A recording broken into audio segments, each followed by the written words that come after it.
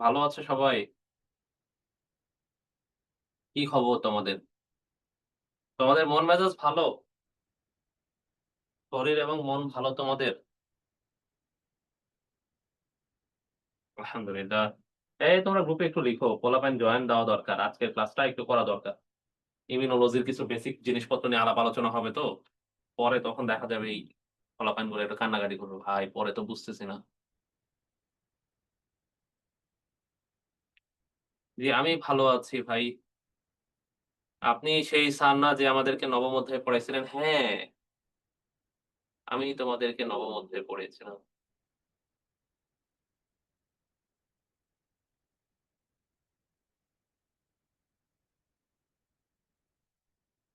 তাহলে তোমরা সবাই ভালো আছো তো নাকি?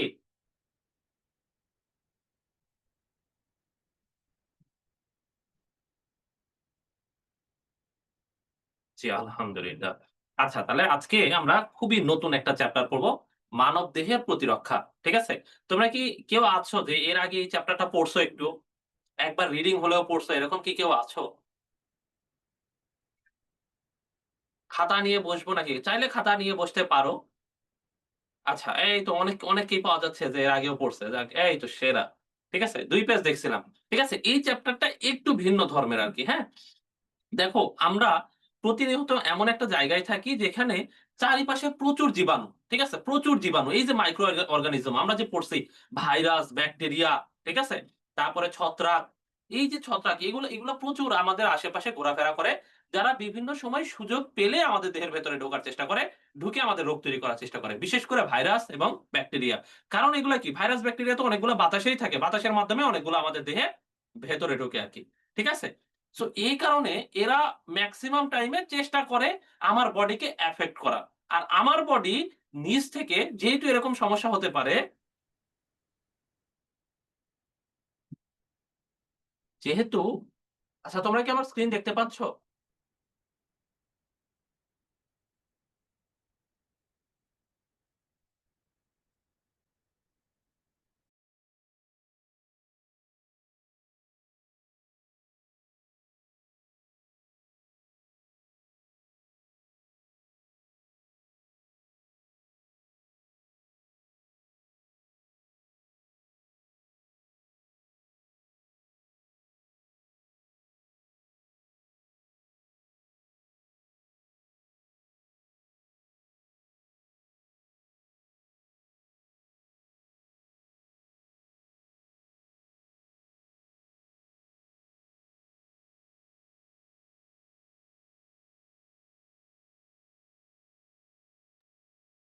আচ্ছা, শোনো, আ আমরা একটু কথাই বলতেছিলাম না আরকি এইজন্য কথা শোনা যাচ্ছিল না।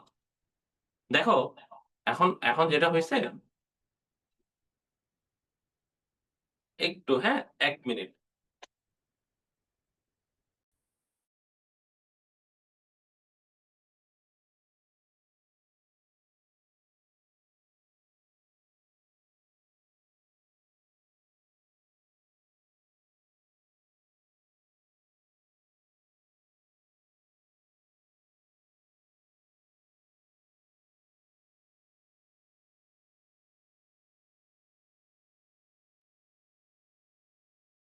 ওকে, এখন শোনা যাচ্ছে? সবকিছু ঠিকঠাক? শুনতে পাচ্ছ কিনা আমাকে? আশা করি শুনতে পাচ্ছ। ঠিক আছে? তাহলে দেখো আমাদের দেহে এরা সবসময় ঢুকতে চায়। যেমন দেখো আমি সবসময় নাক দিয়ে নিঃশ্বাস নিচ্ছি। তাহলে তুমি চিন্তা করো তো বাতাসে কি পরিমাণ ধুলাবালি থাকে, কি পরিমাণ রোগ জীবাণু থাকে। তাহলে এরা আমাদের দেহের ভিতরে ঢুকে যাইতে পারে না? দেহের ভেতরে কিন্তু ঢুকে যাইতে পারে। তাহলে আমার বডি সবসময় চেষ্টা করে তার বিভিন্ন ওয়েতে যে এই জিনিসপত্র যেন দেহের ভেতরে ঢুকতে না পারে। বাই এনি চান্স যদি আমাদের দেহের ভেতরে ঢুকে যায় তাহলে যেন সে রোগ তৈরি করতে না পারে। ঠিক আছে? তো এই চেষ্টা সর্বদা আমাদের বডি এই চেষ্টায় ব্যস্ত। তাহলে আসো আমরা শুরুতে একটা গল্প শুনি, হ্যাঁ? প্রতিরক্ষা। তাহলে এই গল্প শোনার পরে তারপরে আমরা আশা করি যে অনেক কিছু বুঝতে পারবো আরকি। তাহলে আমরা একটা ছোট্ট করে একটু গল্প বলি যে আমরা বাংলা সিনেমা তো তোমরা মোটামুটি অনেকেই দেখছো, তাই না? তাহলে বাংলা সিনেমায় মেক্সিমাম ক্ষেত্রে দেখবা যে অনেক গল্প এরকম যে চৌধুরী সাহেবের বড়লোক বাপের চৌধুরী সাহেবের একমাত্র মেয়ে প্রেম করে ছোটলোক একটা গরিবের ছেলে টোকাইয়ের সাথে। হয় কিনা? এরকম সিনেমা তোমরা কে দেখছো একটু বলো তো? যে বাংলায় এরকম সিনেমা তোমরা কারা, কারা দেখছো? যে বড় লোকের চৌধুরী সাহেবের একমাত্র মেয়ে প্রেম করে একটা কৃষকের ছেলে। ঠিক আছে? এরকম, এরকম কারো সাথে থাকে না? দেখছি, তাই না? এখন ধরো আমরা ঐরকম গল্পের কথা চিন্তা করি যে এখানে একটা টোকাই আছে। ঠিক আছে? মনে করো, মনে করো সে হচ্ছে একটা টোকাই, টোকাই যে হচ্ছে চৌধুরী সাহেবের মেয়ের সাথে প্রেম করে। ঠিক আছে? তাহলে এটা কে? এটা হচ্ছে সেই টোকাই যে চৌধুরী সাহেবের মেয়ের সাথে প্রেম করতেছে। ঠিক আছে? এখন এটা যখন চৌধুরী সাহেব জেনে গেছে যে আরে আমার একমাত্র মেয়ে সে প্রেম করতেছে এরকম একটা পোলার সাথে, তাহলে তো এটা মানা যায় না, কোনোভাবেই মানা যায় না। এটা কেমনে সম্ভব? এখন চৌধুরী সাহেবের তো মাথা গরম। ঠিক আছে? তোমরাই বলো এরকম হইলে তোমাদের মাথা গরম হবে কিনা? তাহলে আমরা এই গল্পটা খুবই মনোযোগ দিয়ে তোমরা শুনবা, হ্যাঁ? তাহলে মোটামুটি তোমাদের ইমিউনোলজি, এই যে আমাদের দেহের যে প্রতিরক্ষা ব্যবস্থা আছে, এই সিস্টেম সম্পর্কে মেক্সিমাম ধারণা এখানে ক্লিয়ার হয়ে যাবে। ঠিক আছে? আর এটা না পড়লে তখন দেখবা যে অনেক কিছু একটু প্যাচ লাগবে। এই চ্যাপ্টারটা একটু ভিন্নধর্মী। যখন একটু ভেতরে ঢুকবা কেমন যেন মনে হবে আরকি। সো শুরুতে গল্পটা শুনে ফেলো। তাহলে সামনের পড়াগুলা রিলেট করতে সহজ হবে আমাদের। ঠিক আছে? তো এটা জানার পরে চৌধুরী সাহেবের তো মাথা গরম যে কি করা যায়, কি করা যায়, কি করা যায়? তখন উনি যেটা চিন্তা করছে যে না, ইউজুয়ালি কি হয় বলতো? আমরা সিনেমাতে কি দেখছি? চৌধুরী সাহেব মেয়েকে যখন বলে যখন হয় না, তখন কি করে? মেয়েকে ঘরের মধ্যে বন্দী করে রাখে। রাখে কিনা বলো তো? রাখে কিনা বলো তো? এই কথা বলতে হবে। ঠিক আছে? তাহলে রাখি। তাহলে ধরো আমরা একটা চৌধুরী সাহেবের সেই বাসাটা নির্মাণ করি। মনে করো এটা হচ্ছে চৌধুরী সাহেবের বাসা। ঠিক আছে? আমার ছবি আঁকানোর হাত খুবই বাজে। মোটামুটি ধরে রাখো যে এটা হলো চৌধুরী সাহেবের একটা বাসা। ঠিক আছে? এবং এই বাসার মধ্যে কাকে বন্দী করা আছে? চৌধুরী সাহেবের মেয়েকে। ঠিক আছে? এখন একটা জিনিস খেয়াল করো যে এই বাসা সুন্দর করে যেহেতু চৌধুরী সাহেবের বাসা, চৌধুরী সাহেব যেহেতু হাজার কোটি টাকার মালিক, তাহলে এই বাসায় তো বিশাল ডেকোরেশন থাকবে, তাই না? ওয়েল ডেকোরেটেড থাকবে এবং বাসার চারিদিকে বিশাল বড় প্রাচীর থাকবে। এটাই তো হওয়ার কথা। যেহেতু চৌধুরী সাহেব বড়লোক মানুষ, তাহলে একটা প্রাচীর তো থাকারই কথা। তাহলে এখন চৌধুরী সাহেবের বাসার চারিদিকে এরকম বিশাল উঁচা প্রাচীর দেওয়া আছে। ঠিক আছে? এবং যেহেতু চৌধুরী সাহেব বিশাল প্রাচীর আমরা বললাম, সেই হিসাবে প্রাচীরে অনেকগুলা জায়গায় অনেকগুলা দরজা দেওয়া আছে। ঠিক আছে? অনেকগুলা জায়গাতেই অনেকগুলা গেট আছে এরকম। ঠিক আছে? তাহলে এই জিনিসগুলো আমরা একটু কল্পনা করার চেষ্টা করি। ঠিক আছে? তাহলে এরকম বিশাল বড় একটা বাংলো বাসা এবং প্রত্যেকটা বাসার প্রত্যেকটা জায়গাতে এরকম চৌধুরী সাহেব বিশাল শক্তিশালী দারোয়ান নিয়োগ দিয়ে রাখছে। ঠিক আছে? মনে করো এরকম বিশাল শক্তিশালী দারোয়ান নিয়োগ দিয়ে রাখছে। ঠিক আছে? এগুলোকে দারোয়ান মনে করো। দারোয়ানরাও মনে হয় আমাকে ক্ষমা করবেন আরকি এরকম ছবির জন্য। তারপরে মনে করো। ঠিক আছে? এখন চৌধুরী সাহেব যখন খেয়াল করল যে তার মেয়ের মন খারাপ। চৌধুরী সাহেব, ঠিক আছে? কারণ তার মেয়ে কি টোকাইয়ের সাথে দেখা করতে পারতেছে বলো? তার মেয়ের একমাত্র টার্গেট কি? এই সময় সে টোকাইয়ের সাথে ঘুরবে ফিরবে। ঠিক আছে? একটু চারিদিকে ঘোরাঘুরি করবে, একটু গল্প করবে, একটু প্রেম করবে। কিন্তু এটা তো করতে পারতেছে না। চৌধুরী সাহেব তো তাকে ঘরের মধ্যে বন্দী করে রাখছে।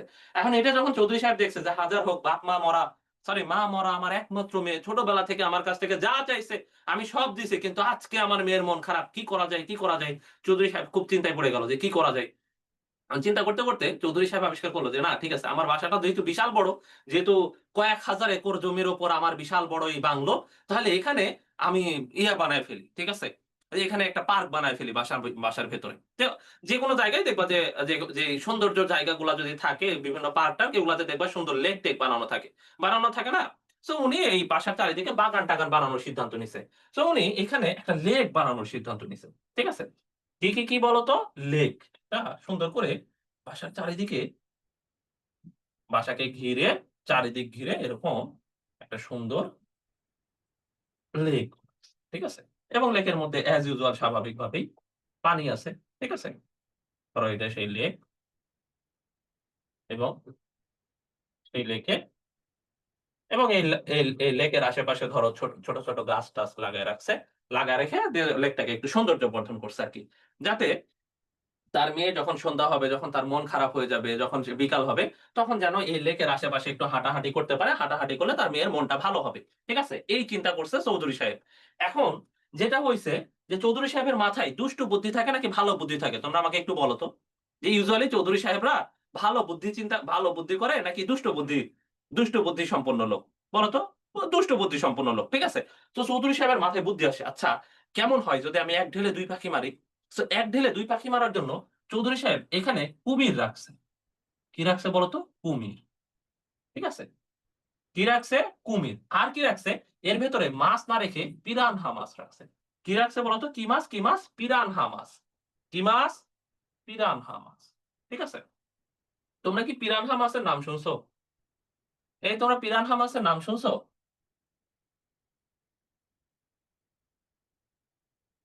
পিরানহা মাছের নাম শুনেছো তোমরা? হ্যাঁ, এই তো সাবাস। তোমরা পিরানহা মাছ দেখছো? কি এরা তো খুবই বাজে মাছ আরকি, হ্যাঁ? খুবই মাংসাশী। এরা কিন্তু মাংসাশী মাছ। যে দাঁত আছে এদের শক্তিশালী দাঁত। যে গেলেই কাছে কাউরে পাইলেই কামড়ায় খেয়ে ফেলে। ঠিক আছে? সো এইটা রেখে চৌধুরী সাহেবের টার্গেট হচ্ছে দেখো যে কোনোভাবে টোকাই যদি এই দারোয়ানকে ধরো ঘুষ দিল।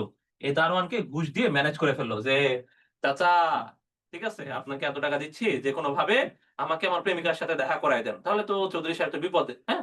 যে হাই তাহলে কি হইলো? এইজন্য চৌধুরী সাহেব এই চিন্তা করছে যে না দাঁড়া এটার ব্যবস্থা করি। এখন যেটা হইছে যে চৌধুরী সাহেবের মেয়ে তো এটা দেখে ফেলছে। ঠিক আছে? যে তার বাপ তো এরকম তলে এরকম ষড়যন্ত্র করতেছে। যে আমার টোকাই যেন ভেতরে ঢুকতে না পারে, এইজন্য এরকম ব্যবস্থা নিচ্ছে। এইটা নিয়ে চৌধুরী সাহেবের মেয়ে গেছে ক্ষেপে। চৌধুরী সাহেবের মেয়ে বলছে, "বাবা তুমি যতই ষড়যন্ত্র করো না কেন, পৃথিবীর কোন শক্তি আমাদেরকে আলাদা করতে পারবে না। কারণ আমার সবকিছু কার কাছে? টোকাইয়ের কাছে। টোকাইয়ের সবকিছু কার কাছে? আমার কাছে।" এই ডায়লগ শুনে তো চৌধুরী সাহেবের মাথায় হাত। কি বলে মেয়ে?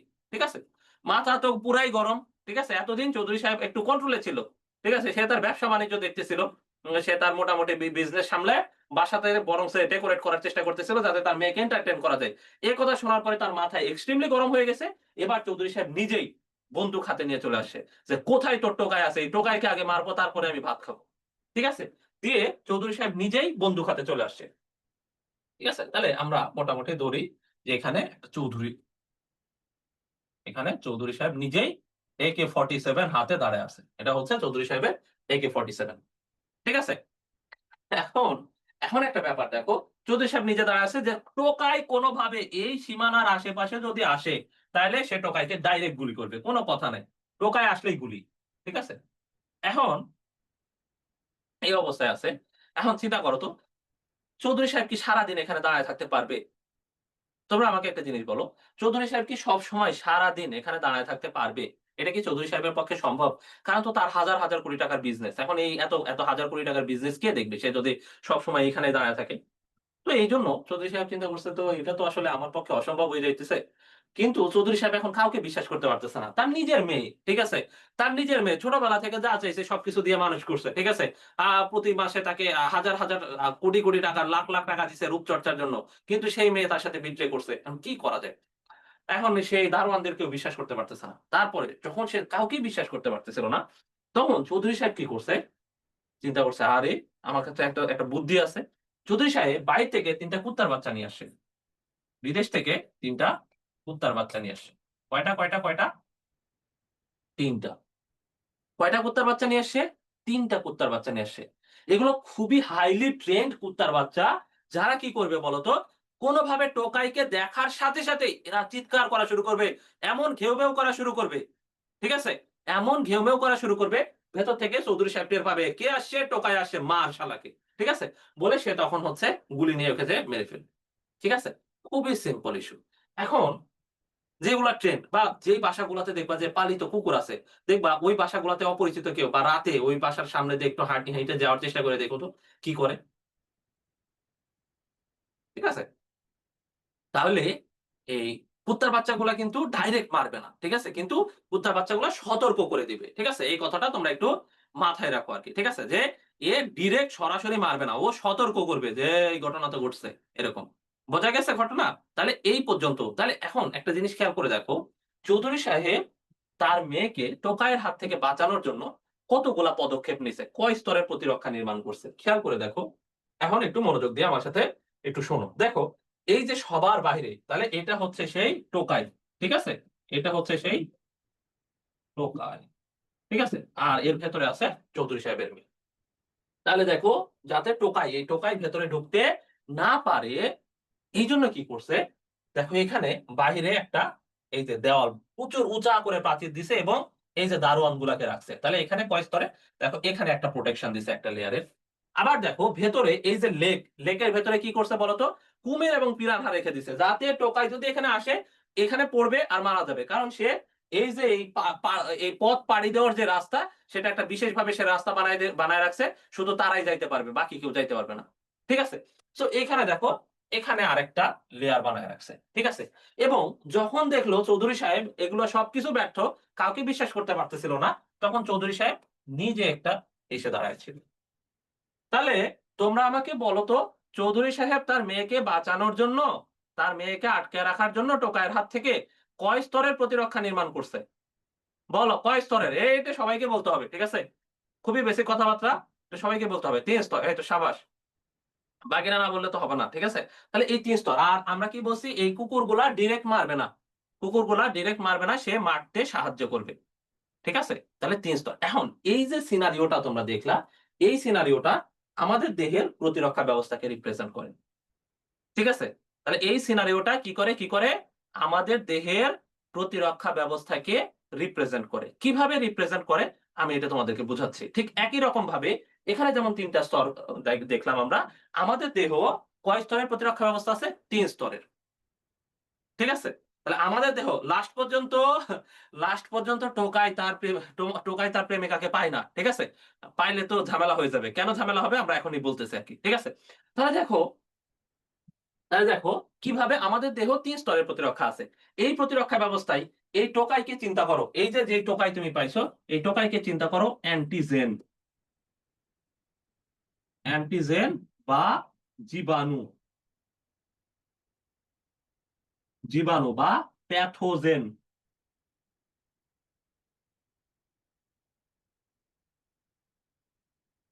তাহলে এই ব্যবস্থায় এই টোকাই হচ্ছে কি অ্যান্টিজেন বা জীবাণু বা প্যাথোজেন। ঠিক আছে? তাহলে বাইরে থেকে যারা আসে আমাদের দেহে রোগ তৈরি করার চেষ্টা করে, রোগ তৈরি করার চিন্তা ভাবনায় থাকে, এগুলা হচ্ছে অ্যান্টিজেন বা জীবাণু বা প্যাথোজেন। ৩টার যেকোনো একটা কিছু বলতে পারে। ঠিক আছে? অ্যান্টিজেন বা জীবাণু বা প্যাথোজেন। এরা হচ্ছে আমাদের দেহের ভেতরে ঢুকতে চায়, আমাদের দেহে রোগ তৈরি করতে চায়। তাহলে সেই টোকাই হচ্ছে আমাদের আমাদের এইখানকার আজকের স্টোরির ভিলেন। আমরা আজীবন আমরা চৌধুরী সাহেবকে কি জেনে আসছি বলতো? চৌধুরী সাহেবকে আমরা ভিলেন জেনে আসি। কিন্তু চৌধুরী সাহেব ভিলেন না। আজকের গল্পের চৌধুরী সাহেবই মূল নায়ক। কিভাবে দেখো? তাহলে এটা তো ভিলেন গেছে, তাই না? এখন এই যে চৌধুরী সাহেবের মেয়ে হচ্ছে আমাদের দেহ। চৌধুরী সাহেবের মেয়ে আমাদের দেহ, যেটাকে রক্ষা করার জন্য এই বিশাল আয়োজন। ঠিক আছে? তাহলে চৌধুরী সাহেবের মেয়েকে রক্ষা করার জন্যই আমাদের এই বিশাল আয়োজন। ঠিক আছে? তাহলে এই গল্পের প্রথম কথা হচ্ছে, তোমাকে ২টা কথা মনে রাখতে হবে। যে এই যে টোকাই, সেই হচ্ছে জীবাণু এবং চৌধুরী সাহেবের মেয়ে হচ্ছে আমাদের দেহ, যেটাকে রক্ষা করতে হবে। কার হাত থেকে? টোকাইয়ের হাত থেকে। তাহলে আসো, এটার একটা ভালো ছবি আমি আঁকাইছি। এই ভালো ছবিটা পাওয়া যায় কিনা একটু দেখি। ঠিক আছে?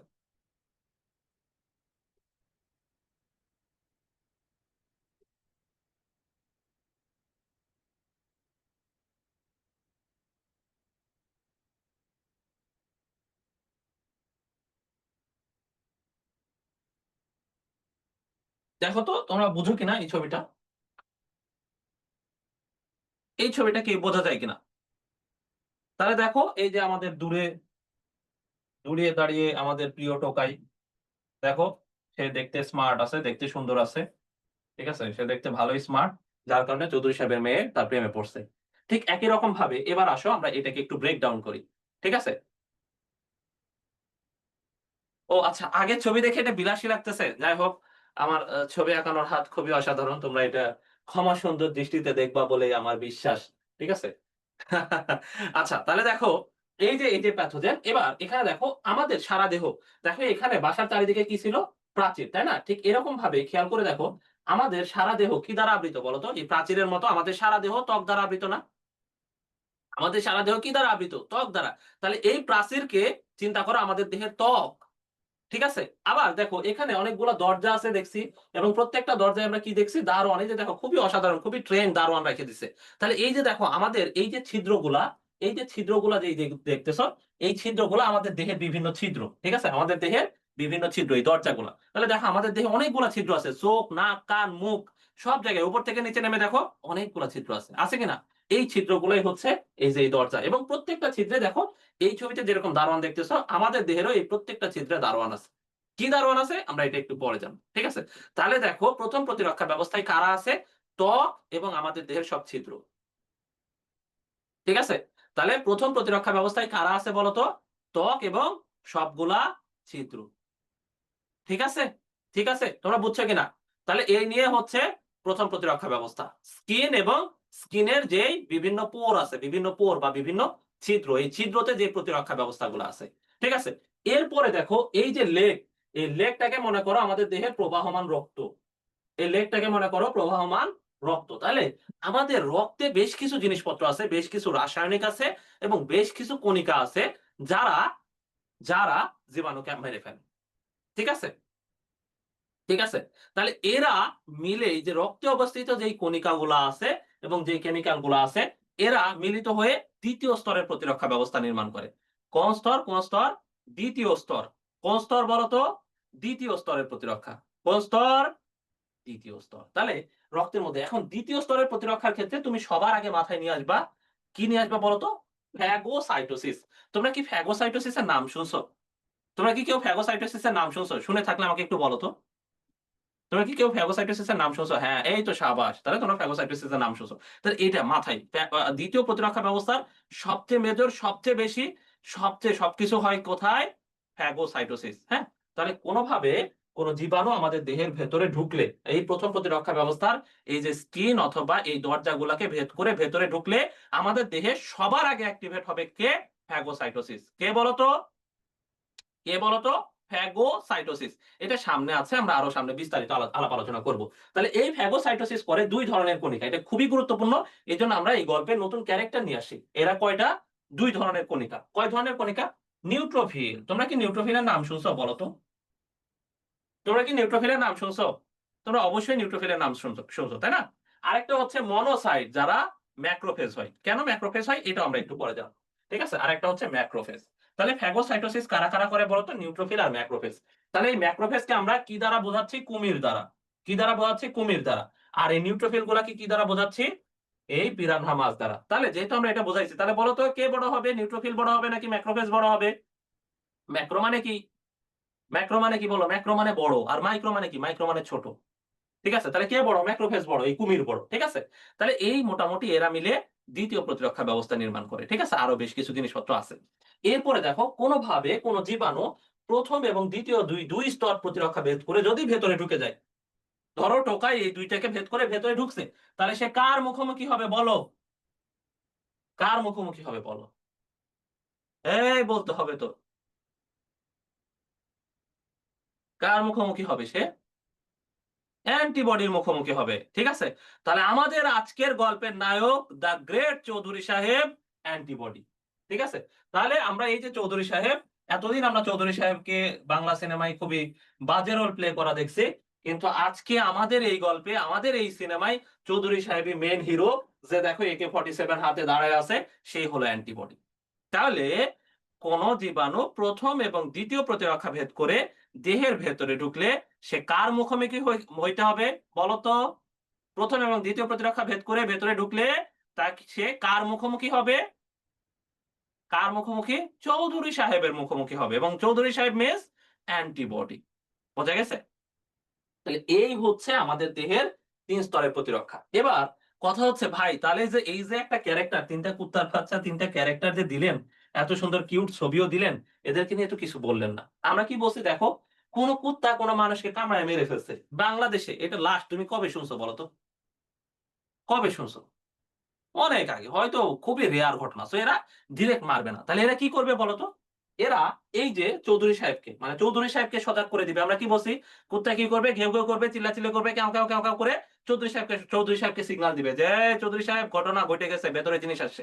ঠিক আছে? ঠিক একই রকম ভাবে এরা হচ্ছে, এদেরকে বলা হয় অ্যান্টিজেন উপস্থাপক কোষ বা অ্যান্টিজেন প্রেজেন্টিং সেল। এই যে ৩ টা। যারা কি করে? বাইরে থেকে কোন জীবাণু আসলে এই জীবাণুকে নিয়ে যায় অ্যান্টিবডির কাছে। এই জীবাণুকে নিয়ে যায় কার কাছে? অ্যান্টিবডির কাছে। ঠিক আছে? তো এরকম ৩ ধরনের কোষ আছে। এই কোষগুলোর নাম এখন একটু কঠিন লাগবে। কিন্তু আস্তে আস্তে যেহেতু আমরা সামনে পড়বো তো তখন এগুলা সহজ হয়ে যাবে আরকি। তাহলে এই ৩ টা কারা, কারা? ম্যাক্রোফেজ, বি কোষ আর ডেনড্রাইটিক কোষ। দেখো, ম্যাক্রোফেজ, বি কোষ আর ডেনড্রাইটিক কোষ। ম্যাক্রোফেজ, বি সেল আর ডেনড্রাইটিক সেল। এদেরকে কি বলা হয়? অ্যান্টিজেন উপস্থাপক কোষ। বা অ্যান্টিজেন প্রেজেন্টিং সেল। দেখো অ্যান্টিজেন প্রেজেন্টিং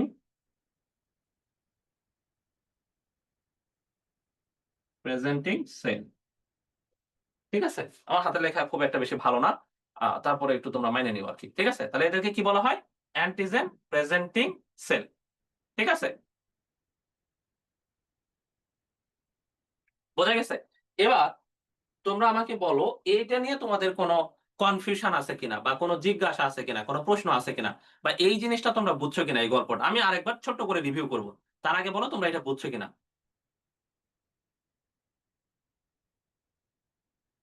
ও আচ্ছা, কুমিরও ম্যাক্রোফেজ, ডগও ম্যাক্রোফেজ। হ্যাঁ, হ্যাঁ, হ্যাঁ। মানে এটা হচ্ছে কি ওই ম্যাক্রোফেজ ২ জায়গাতেই ভূমিকা পালন করে। আমাদের দেহের প্রতিরক্ষা ব্যবস্থায় ম্যাক্রোফেজের হিউজ ভূমিকা আছে।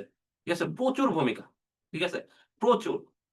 আচ্ছা, এটা যদি বুঝে থাকি তাহলে আমরা কি বললাম দেখো, আমাদের দেহে ৩ স্তরের প্রতিরক্ষা আছে। আজকে আমি এই যে গল্পে যেগুলো বলতেছি, এই পড়াগুলা কিন্তু এখনই বইয়ের ভেতরে নাই বা আজকের লেকচারে পড়া খুবই কম আছে।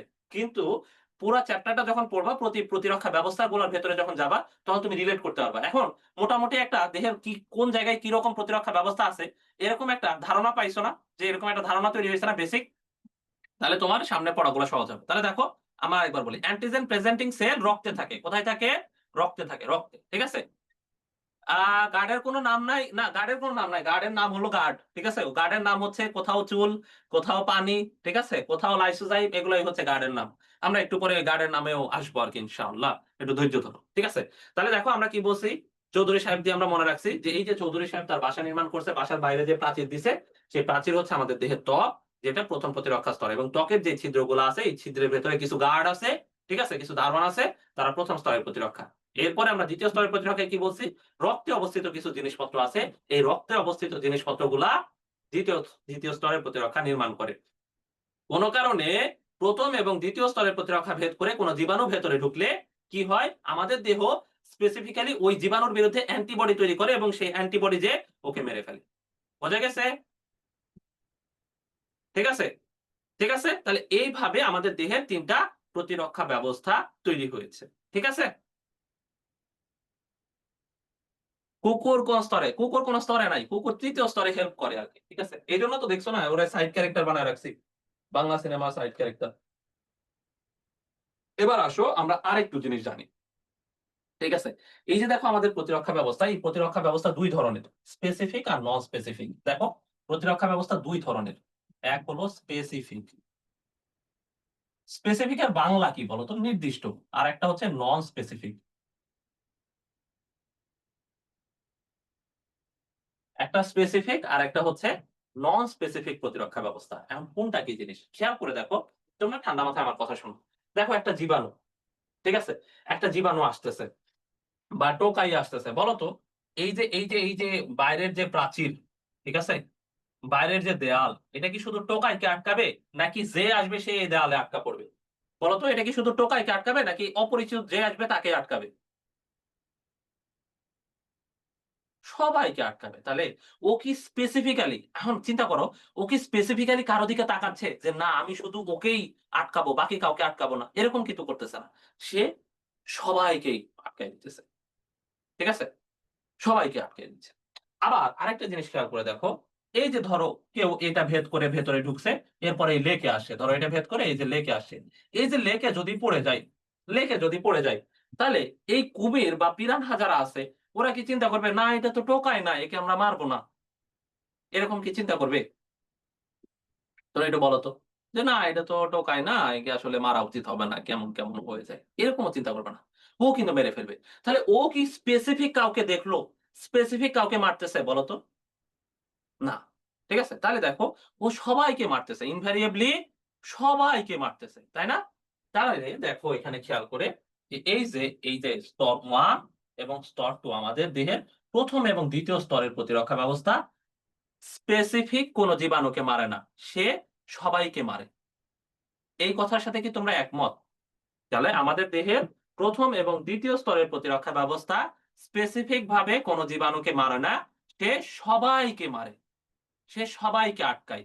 আটকাইলে সবাইকে আটকাবে, নাইলে কাউকে আটকাবে না। ব্যাপারটা এরকম। তাহলে সে সবাইকে আটকায়। এজন্য এইটাকে বলা হয় নন স্পেসিফিক প্রতিরক্ষা ব্যবস্থা। কি বলা হয়? নন স্পেসিফিক প্রতিরক্ষা ব্যবস্থা। কারণ সে সবাইকেই আটকায় দিচ্ছে। স্পেসিফিক কেন, কেন এবার আসো আমরা স্পেসিফিক এ আসি, তাহলে আরো ভালো বুঝবো। দেখো এই যে চৌধুরী সাহেব, ঠিক আছে? এই চৌধুরী সাহেবের কাছে যদি আমরা যাই গল্প করতে যে, "আঙ্কেল কি অবস্থা? আপনার আপনার তো কাজকর্ম অনেক বেড়ে গেছে। আমাদের বান্ধবী সে তো এখন টোকাইয়ের সাথে প্রেম করতেছে।" এরকম ধরো তোমরা গল্প করতে গেলা। তোমাদেরকে কি চৌধুরী সাহেব গুলি করবে? এই বলো তো, তোমাদেরকে কি কেউ গুলি করবে চৌধুরী সাহেব? বা ধরো তোমার ওই যে চৌধুরী সাহেবের মেয়ের বান্ধবী গেছে এখানে দেখা করার জন্য। যে আঙ্কেল কি অবস্থা? আমরা তো আসলাম। ঠিক আছে? সে কি মারবে? মারবে না। কিন্তু দেখো তো এই চৌধুরী সাহেব কাকে গুলি করবে বলো তো? এই যে চৌধুরী সাহেবের গুলি কোন দিকে? এই যে এইদিকে। চৌধুরী সাহেবের গুলি কার প্রতি? এই যে প্যাথোজেন, এই টোকাই। এই টোকাই ছাড়া কাউকে কি সে গুলি করবে? আমাকে বলো। এই কথাটা একটু বোঝাও। টোকাই ছাড়া কাউকে কি গুলি করবে? করবে না। তার মানে দেখো, তৃতীয় প্রতিরক্ষা ব্যবস্থায় স্পেসিফিক ওই জীবাণুকেই মারে। এছাড়া অন্য কাউকে মারে না।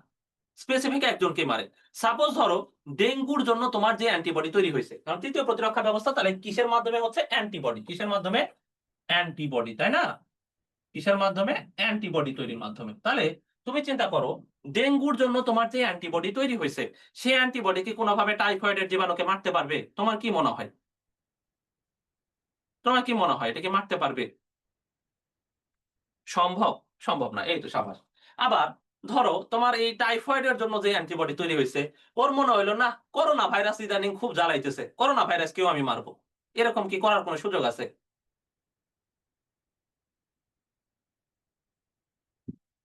ঠিক আছে? কোন সুযোগ নাই। ঠিক আছে? এইজন্য দেখো, তার মানে এই যে একটা অ্যান্টিবডি তৈরি হচ্ছে, সেই অ্যান্টিবডি শুধুমাত্র ওই জীবাণুর বিরুদ্ধেই প্রতিরক্ষা দিচ্ছে। বাকি কাউকে সে কিছু বলতেছে না। এই কথার সাথে কি তোমরা একমত? যে একটা জীবাণুর বিরুদ্ধে যে অ্যান্টিবডি তৈরি হয়, সেই অ্যান্টিবডি শুধুমাত্র ওই জীবাণুকেই মারে, বাকি কাউকে মারে না। তাহলে দেখো, এ শুধুমাত্র যদি আমরা ডেঙ্গুর কথা বলি, তাহলে সে স্পেসিফিক্যালি শুধুমাত্র ডেঙ্গুকেই মারে। এইজন্য এই ৩ নাম্বার প্রতিরক্ষা ব্যবস্থাকে বলা হয় স্পেসিফিক। কারণ সে স্পেসিফিক ওই একটা জীবাণুকেই মারবে, বাকি কাউরে মারবে না। বাকি সবার সাথে তার সখ্যতা। তোমরা আসো আমার সাথে চা খাও, কিন্তু টোকাইকে নিয়ে আসা যাবে না। তাহলে চৌধুরী সাহেবের কথা হচ্ছে, তোমরা আসো বাবা, তোমরা আমার সাথে নাস্তা করো, তোমরা আমার মেয়ের সাথে গল্প গুজব করো, তার মন টন খারাপ। কিন্তু কারে নিয়ে আসা যাবে না? টোকাইকে নিয়ে আসা যাবে না। টোকাইকে দেখলে আমি গুলি করব। ঠিক আছে? এইজন্য এটাকে কি বলা হয়? স্পেসিফিক প্রতিরক্ষা ব্যবস্থা। ঠিক আছে? তাহলে স্পেসিফিক এবং নন স্পেসিফিক এই ২ টা কি তোমরা বুঝছো? তাহলে আমাকে বলো নন স্পেসিফিক প্রতিরক্ষা ব্যবস্থা আমাদের দেহের কোনটা, কোনটা? যদি বুঝে থাকো সবাইকেই বলতে হবে। ঠিক আছে? সবাইকেই বলতে হবে। বলো নন স্পেসিফিক প্রতিরক্ষা ব্যবস্থা আমাদের দেহে কোনটা, কোনটা? Hi, hi! লিখছে মনে হয় মাত্র ৫ জন। ১ আর ২, তাই না? আর স্পেসিফিক প্রতিরক্ষা ব্যবস্থা আমাদের দেহের কোনটা বলো তো? ৩, তাই না? এই তো সাবাস। ঠিক আছে। এই তো সুন্দর। না এখন তোমরা মোটামুটি লিখতেছো। তাহলে প্রতিরক্ষা নিয়ে তোমরা একটা বেসিক ধারণা পাইছো? ঠিক আছে? এই মোটামুটি আমাদের দেহের প্রতিরক্ষা ব্যবস্থার বেসিক ব্যাপার-স্যাপারগুলা। ঠিক আছে? এবার আমরা যেহেতু বেসিক থেকে আমাদের তো একটু অ্যাডভান্স এ যাইতে হবে, তাই না? তাহলে এখন আমরা একটু অ্যাডভান্স চিন্তাভাবনাতে যাই। আমাদের বেশ কিছু কোষ আছে যারা হচ্ছে এই ইমিউন সিস্টেম এর সাথে জড়িত। ঠিক আছে? এই যে প্রতিরক্ষা ব্যবস্থার সাথে অনেকগুলা কোষ আছে যারা এই প্রতিরক্ষা ব্যবস্থাগুলা দিয়ে থাকে, হ্যাঁ? মেইনলি আমাদের দেহের প্রতিরক্ষা ব্যবস্থার সাথে জড়িত কারা বলতো? WBC। কারা, কারা? WBC। মেইনলি কারা? WBC। ঠিক আছে? কারা বলতো? WBC মানে শ্বেত রক্তকণিকা। কারা, কারা, কারা? শ্বেত রক্তকণিকা। এবার তোমরা শ্বেত রক্তকণিকা পড়ার সময় মনে পড়ে তোমরা পড়ছিলা lymphocyte, monocyte, neutrophil, eosinophil, basophil এগুলো পড়ছো না? এরাই, এরাই মোস্টলি ইম্পোর্টেন্ট হচ্ছে এই যে নিউট্রোফিল, যেটা আমরা কি বলছি বলতো? নিউট্রোফিল কি করে? কি করে? ফ্যাগোসাইটোসিস করে। এই যে ম্যাক্রোফেজ, ম্যাক্রোফেজ আসলে মনোসাইট। ম্যাক্রোফেজ আসলে মনোসাইট। এটা হচ্ছে মনোসাইট। মনোসাইট। ঠিক আছে? তাহলে এই যে ম্যাক্রোফেজ, মনোসাইট আর আরেকটা কাজ আরেকজন ভালো কাজ করে সেটা হচ্ছে লিম্ফোসাইট। কে? লিম্ফোসাইট। তাহলে তোমরা লিম্ফোসাইট, মনোসাইট পড়ছো না? তাহলে আরেকজন খুবই ভালো কাজ করে। সে আরেকজনের নাম কি? লিম্ফোসাইট। লিম্ফোসাইট। এটা একটু বিশেষভাবে মনে রাখবো। ঠিক আছে? এরা হচ্ছে এই প্রতিরক্ষা ব্যবস্থার সাথে জড়িত। তাহলে আমাদের দেহের এই প্রতিরক্ষা সামগ্রিক প্রতিরক্ষা ব্যবস্থা গড়ে তোলে মেইনলি কারা? আচ্ছা আমি তোমাদেরকে বইয়ে দেখায় দিব, হ্যাঁ? যে আমি কি পড়াইলাম। আজকের পড়া কম তো কিন্তু আমাদের কনসেপ্টটা ডেভেলপ করাটা বেশি জরুরি। সো আমি তোমাদেরকে কি পড়াইছি একটু পড়ানোর পরে আবার বইয়ে দেখায় দিব। দেখো আমরা আসলে কি পড়ছি। ঠিক আছে? ঠিক আছে? তাহলে এরা এই যে লিম্ফোসাইট এরা আছে। এরা মিলে এই যে আমাদের দেহের প্রতিরক্ষা দিয়ে থাকে। ঠিক আছে? তাহলে এই যে যারা প্রতিরক্ষা দেয়, এই যে প্রতিরক্ষা দেওয়ার সাথে যারা জড়িত, এরা এই যে প্রতিরক্ষার এই কোষগুলা তৈরি হয় তো আমাদের দেহে কিছু অঙ্গ আছে, তাই না? যে অঙ্গগুলাতে এরা তৈরি হয়। এই অঙ্গগুলাকে বলা হয় লিম্ফয়েড অঙ্গ। কি অঙ্গ? লিম্ফয়েড অঙ্গ। ভাই এই চ্যাপ্টারটা কি ইম্পোর্টেন্ট বোর্ডের জন্য? এই চ্যাপ্টার বোর্ডের জন্য ইম্পোর্টেন্ট, মেডিকেল ভর্তি পরীক্ষার জন্য ইম্পোর্টেন্ট, সব জায়গায়। আল্লাহর দুনিয়ায় তুমি সামনে যেই পরীক্ষা দিবা, কোন পরীক্ষায় এই চ্যাপ্টার থেকে কোয়েশ্চেন হয় নাই। এটা হওয়াটা অসম্ভব। এতই গুরুত্বপূর্ণ। ঠিক আছে? এইজন্য আমি একটু বেশি ভণিতা করে তোমাদেরকে বলতেছি। ঠিক আছে? ইয়ার ফাইনালের জন্য অনেকগুলো ক্লাস করা হয় নাই, কোন সমস্যা নাই। এখন বসে থেকে যখনই ছুটি পাবা তখন এই ক্লাসগুলা রেকর্ড দেখে ফেলবা। প্রয়োজনে ২ বার ৩ বার করে ক্লাসগুলা দেখে ফেলবা। এরপরে একবার রিডিং পড়ে ফেলবা। তাহলে দেখবা যে পড়া অনেকটাই হয়ে গেছে। কনফিডেন্স পাচ্ছ। ঠিক আছে? তাহলে এই যে আমাদের লিম্ফোসাইট, মনোসাইট, নিউট্রোফিল এরাই মূলত কি করে থাকে? আমাদের এই প্রতিরক্ষা ব্যবস্থার সাথে জড়িত। ঠিক আছে? মেইনলি হচ্ছে ৩য় প্রতিরক্ষা ব্যবস্থার সাথে মেইনলি জড়িত লিম্ফোসাইট। ঠিক আছে? এই যে ৩য় ব্যবস্থার সাথে কোনটা? থার্ড লেয়ারের সাথে জড়িত হচ্ছে লিম্ফোসাইট। কে? লিম্ফোসাইট। ঠিক আছে? তাহলে এই যে যারা এই প্রতিরক্ষা ব্যবস্থার সাথে জড়িত এদেরকে বলা হয় লিম্ফয়েড অঙ্গ। কি বলে? কি অঙ্গ বলতো? লিম্ফয়েড অঙ্গ। কি অঙ্গ? লিম্ফয়েড অঙ্গ। কি অঙ্গ? লিম্ফয়েড অঙ্গ। যারা আমাদের দেহের প্রতিরক্ষা ব্যবস্থার সাথে জড়িত তাদেরকে আমরা বলি লিম্ফয়েড অঙ্গ। কেন বলতো? কারণ এরা লিম্ফোসাইট তৈরি করে। কারণ এরা কি তৈরি করে? লিম্ফোসাইট। কি তৈরি করে বলতো? লিম্ফোসাইট। যেহেতু তারা লিম্ফোসাইট তৈরি করে, এইজন্য এই অঙ্গগুলাকে আমরা কি বলি? লিম্ফয়েড অঙ্গ। এখন এখানে অনেকগুলা লিম্ফয়েড অঙ্গের নাম দেখতেছো। দেখেই তোমাদের নিশ্চয়ই মনে হইতেছে, আল্লাহ! এই যে একটা চাপ দিয়ে দিল ভাই। ঠিক আছে, আস্তে করো। কোন টেনশনের কিছু নাই। আমি লিম্ফয়েড অঙ্গ তোমাদেরকে মনে রাখার সহজ টেকনিক দিয়ে দিচ্ছি। তোমরা মনে রাখবা টেবিল এসপি। ঠিক আছে? সহজ একটা শব্দ। টেবিল এটা খুবই পরিচিত। আর এসপি পুলিশের একটা র‍্যাংক আছে জানো কিনা? এসপি। তাহলে মনে রাখবা এসপি কোথায় বসে আছে? টেবিলে। কোথায় বসে আছে? টেবিলে। ঠিক আছে? তাহলে এই এসপি কোথায় বসে আছে? টেবিলে বসে আছে। ঠিক আছে? ঠিক আছে? তাহলে আবার আসো আমরা তাহলে টেবিলের টি থেকে thymus, tonsil, adenoid, appendix, blood vessel, bone মেরু, এল এর lymph node, lymphatic vessel, S A স্প্লিন, P তে পেয়ার্স প্যাচ। ঠিক আছে? আর এই ই থেকে কিছু হয় না। সব সময় কি ২ এ ২ এ ৪ হয় বলো? মাঝে মধ্যে তো ৩ আর ২ এ ৫ ও হয়। এটাও তো আমাদের মাইনে নিতে হয়, তাই না? ও এসএস নিতে চাও? এই যে এসএস নিতে পারো। ঠিক আছে? তাহলে দেখো আমরা কি বললাম? আমাদের দেহের প্রতিরক্ষার সাথে জড়িত যে অঙ্গগুলা, সেই অঙ্গগুলাকে বলা হয় লিম্ফয়েড অঙ্গ। সেই লিম্ফয়েড অঙ্গ বেশ অনেকগুলা আছে। আমরা কিভাবে মনে রাখবো? টেবিল এসপি দিয়ে। কি দিয়ে মনে রাখবো? Table SP. তাহলে কি? Thymus, tonsil, adenoid, appendix, blood vessel, bone marrow, lymph node, lymphatic vessel, spleen আর পেয়ার্স প্যাচ। স্প্লিন আর পেয়ার্স প্যাচ। এর মধ্যে দেখো এই যে পেয়ার্স প্যাচ থেকে একটা কথা মনে রাখবা, এই পেয়ার্স প্যাচ কোথায় থাকে? ক্ষুদ্রান্তে। কই থাকে? ক্ষুদ্রান্তে। কই থাকে বলতো? ক্ষুদ্রান্তে। কই থাকে? ক্ষুদ্রান্তে। ঠিক আছে? ক্ষুদ্রান্তে। ঠিক আছে? এটা মনে রাইখো। আমার মনে হয় এটা অলরেডি তোমাদের জানার কথা। তোমরা পরিপাক চ্যাপ্টারে এটা পড়ে ফেলছো। ঠিক আছে? তাহলে এরপরে আসো এই যে স্প্লিন, স্প্লিন সম্পর্কে একটু বিশেষ করে জানা দরকার। ঠিক আছে? এই স্প্লিন হচ্ছে মানবদেহের সবচেয়ে বড় লসিকা গ্রন্থি। দেখো এই যে স্প্লিন তোমরা দেখতেছো, এই স্প্লিন হচ্ছে সবচেয়ে বড় লসিকা গ্রন্থি। তাহলে সবচেয়ে বড় লসিকা গ্রন্থি। ঠিক আছে? তাহলে মানব দেহের সবচেয়ে বড় লসিকা গ্রন্থি কে? এই সবাই লিখো একবার। মানব দেহের সবচেয়ে বড় লসিকা গ্রন্থি কে? কে? প্লিহা বা স্প্লিন। এটার একটা সুন্দর নাম আছে। একে বলা হয় immunological filter. Immunological filter. Immunological filter. Immunology মানে হচ্ছে এই যে প্রতিরক্ষা। তাহলে প্রতিরক্ষার জিনিসপত্রকে সে ফিল্টার করে। কিভাবে? দেখো একটা ফিল্টারের কাজ কি বলতো? কি কাজ? একটা ফিল্টার, ধরো পানির ফিল্টার কি করে? পানির মধ্যে থেকে যেগুলা খারাপ জিনিসপত্র সেগুলাকে বের করে ফেলে। তো আমাদের এই যে রক্তের যেই আমরা বললাম প্রতিরক্ষার যে কোষগুলা এরা যখন তৈরি হয়, এরা সুন্দর করে স্প্লিনে আসে।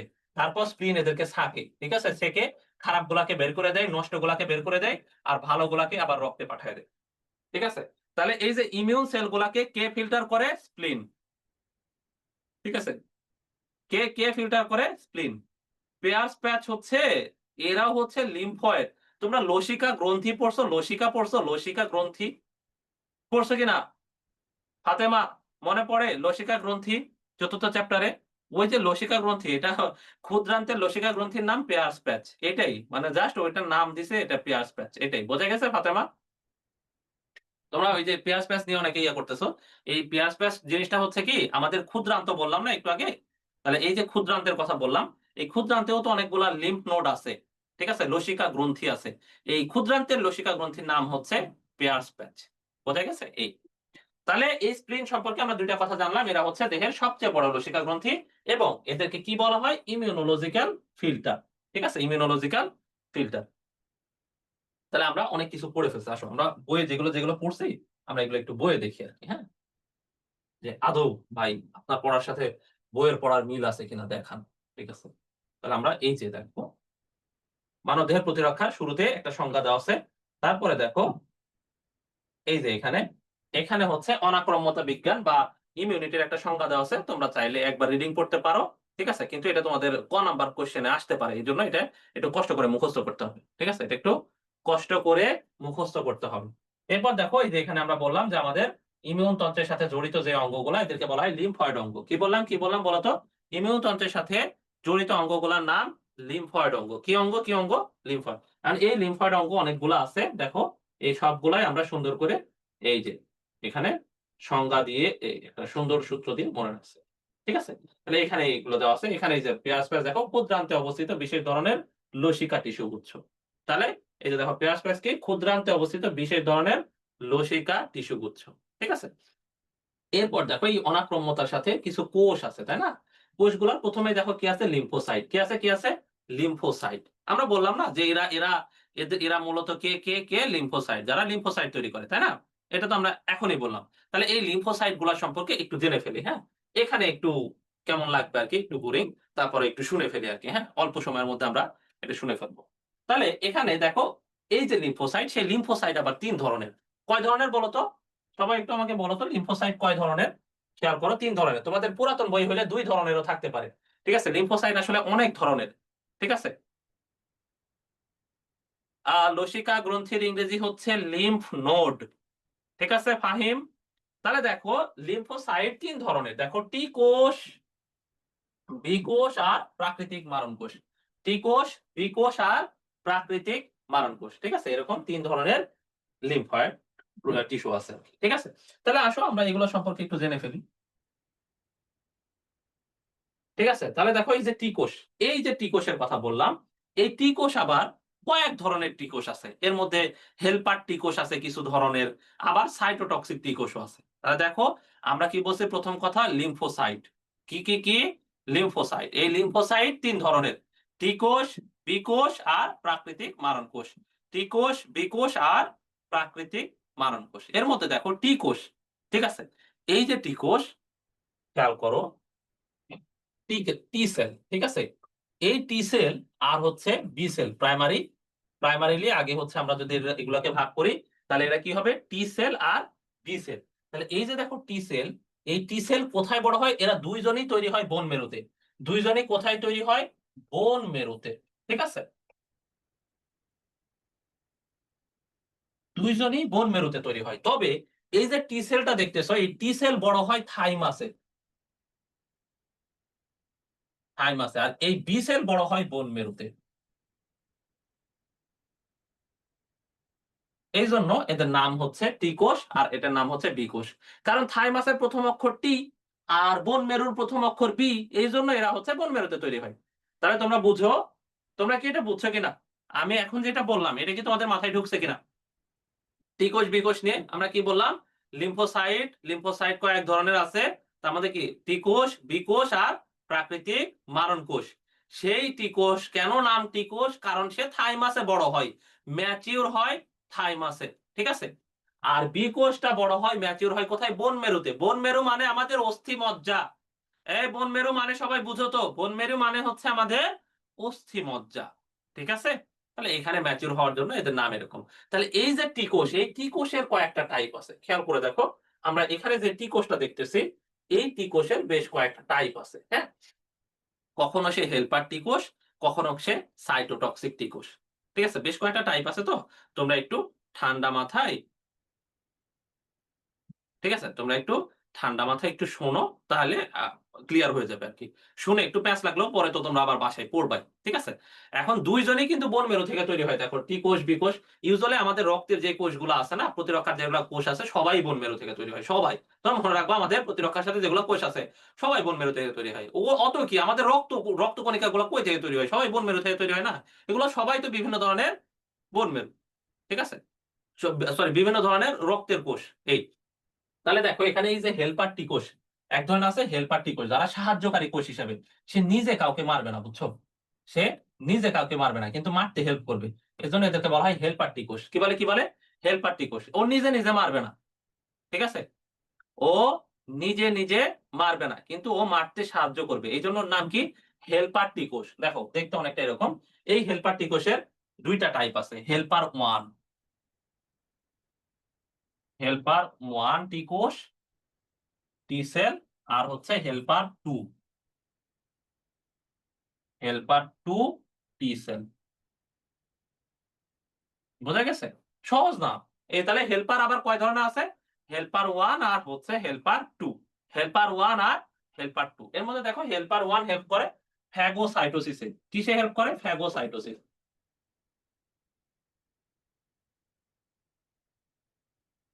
ফ্যাগোসাইটোসিস প্রক্রিয়ায় হেল্প করে। আর হেল্পার 2 কিসে হেল্প করে বলো তো? হেল্পার 2 হেল্প করে হচ্ছে তোমার অ্যান্টিবডি তৈরিতে। অ্যান্টিবডি তৈরিতে। ঠিক আছে? ঠিক আছে? তাহলে আমরা যে বললাম টি কোষ, বি কোষ এবং প্রাকৃতিক মারণ কোষ, সেই ৩ টা টাইপের মধ্যে ছিল টি কোষ। সেই টি কোষের আবার আমরা কয়েকটা টাইপ বললাম, তাই না? তার মধ্যে একটা টাইপ হচ্ছে হেল্পার টি কোষ, আবার এক ধরনের আছে তারা হচ্ছে সাইটোটক্সিক টি কোষ। তাহলে এই হেল্পার টি কোষ আবার দেখো ২ ধরনের। হেল্পার 1 টি সেল আর হচ্ছে হেল্পার 2 টি সেল। ১ম ধরনের সাহায্যকারী কোষ, ২য় ধরনের সাহায্যকারী কোষ। ঠিক আছে? তাহলে ১ম ধরনের সাহায্যকারী কাকে সাহায্য করে? ফ্যাগোসাইটোসিসকে সাহায্য করে। ২য় ধরনের সাহায্যকারী সে কাকে সাহায্য করে? সে অ্যান্টিবডিকে সাহায্য করে। তাহলে কি ভাইয়া টি কোষ অস্থিমজ্জায় তৈরি হয় আর থাইমাসে বৃদ্ধিপ্রাপ্ত হয়? হ্যাঁ, এই তো সাবাস। একদম, একদম ঠিক বলেছো। সবাই অস্থিমজ্জায় তৈরি হয়। কিন্তু টি কোষগুলা বড় হয় থাইমাসে। ঠিক আছে? ও নানা বাড়িতে যেয়ে বড় হয়। অনেকে আছে না? দেখবা তোমাদের মধ্যে অনেকে অনেকে ওই যে ছোটবেলায় মায়ের কাছ থেকে যখন এই ৫-৬ বছর হয় তারপর যেয়ে নানা বাড়িতে চলে যায়। তারপর ১৮-১৯ বছর বয়সে যখন সে যুবক হয় তখন আবার ফিরে আসে। ঘরের ছেলে ঘরে ফিরে আসে। এরপরে দেখো আরেকটা হচ্ছে সাইটোটক্সিক টি কোষ। ঠিক আছে? সাইটোটক্সিক কি করে? দেখো সাইটোটক্সিক, এই সাইটো মানে কি বলতো? সাইটো মানে সাইটো মানে কি? কোষ। সাইটো মানে কি? কোষ। তাহলে এটার বাংলা যদি অর্থ করি তাহলে কোষ, কোষের টক্সিক মানে কি? টক্সিক মানে বিষ। তাহলে কোষের বিষ। তাহলে বলো, যার নামের মধ্যে আছে কোষের বিষ, তার কাজ কি হবে? যার নামের মধ্যে আছে, যার নামেরই অর্থ হচ্ছে কোষের বিষ, সাইটোটক্সিক। সাইটো মানে তো কোষ, এটা তো তোমরা সবাই জানো। আর টক্সিক মানে বিষ। তাহলে সাইটোটক্সিক, কোষের বিষ। তাহলে যার নামের মধ্যেই আছে কোষের বিষ, যার নামের অর্থ, তাহলে তার কি কাজ হইতে পারে? তোমরা আমাকে একটু বলো তো। কি কাজ হইতে পারে? সেল কিলার। এই তো সাবাস। তার মানে এরা কোষকে মারবে। ঠিক আছে? কোষকে কিভাবে মারবে? ঠিক আছে? কোষকে কিভাবে মারবে? এটা আমাদের একটু জানা দরকার। ঠিক আছে? ওরা বিভিন্নভাবে, ওদের ভেতরে বিভিন্ন জিনিসপত্র আছে, এগুলা দিয়ে ওরা মোটামুটি কোষকে ধ্বংস করে ফেলে আরকি। ঠিক আছে? বোঝা গেছে? তাহলে তোমরা এই হচ্ছে আমাদের টি কোষ নিয়ে আলোচনা। ঠিক আছে? টি কোষের পরে এবার আসো দেখো বি কোষ। তাহলে টি কোষ কি তোমরা বুঝছো? আমি কি আরেকবার রিভিউ করব? শোনো, এই পড়াগুলা একটু প্যাচ লাগা আরকি। যাতে প্যাচ না লাগে এইজন্য আমি বারবার বলতেছি, যাতে তোমার পড়াটা এখানেই হয়ে যায়। এখানেই হয়ে যায়। ঠিক আছে? পরে ২ ঘন্টা ক্লাস করার পরে যেন আবার নতুন করে এগুলা অনেক বেশি সময় ধরে পড়া না হয়। আচ্ছা, রিভিউ দরকার নাই। আচ্ছা, সাবাস। তাহলে এবার আসো আমরা বি কোষের কথাই বলি। হ্যাঁ? বি কোষ। তাহলে বি কোষ কোথায় বড় হয় বললাম বলো তো? বি কোষ, এই বলো বি কোষ কোথায় বড় হয়? বোন মেরুতে। বোন মেরু বা অস্থিমজ্জাতে। ঠিক আছে? এখন এই যে বি কোষ, এই বি কোষের একটা বিশেষ ব্যাপার আছে। শোনো, এই বি কোষ কি তৈরি করে জানো? অ্যান্টিবডি। তাহলে এই বি কোষ থেকেই অ্যান্টিবডি আসে। এই বি কোষ থেকেই কি আসে? অ্যান্টিবডি। কি আসে? অ্যান্টিবডি। এই যে এতক্ষণ আমরা বি কোষের অ্যান্টিবডির কথা বললাম না? ওই যে চৌধুরী সাহেব, দ্য গ্রেট চৌধুরী সাহেব কোত্থেকে আসে বলো? কোন কোষ থেকে? এই সবাই আমাকে বলো, দ্য গ্রেট চৌধুরী সাহেব কোন কোষ থেকে আসে? কোত্থেকে আসে বলো তো? কোন কোষ থেকে? তার অরিজিন কোত্থেকে? হায়, হায় কেউ তো বলো না। ঠিক আছে?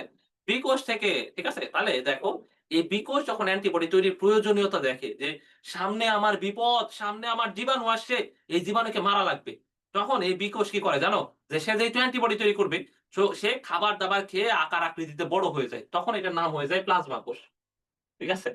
যখন এই বি কোষ খাবার-দাবার খেয়ে আকার আকৃতিতে বড় হয়ে যায়, তখন এর নাম হয়ে যায় প্লাজমা কোষ। কি নাম, কি নাম? প্লাজমা কোষ। দেখছো? কত কাহিনী?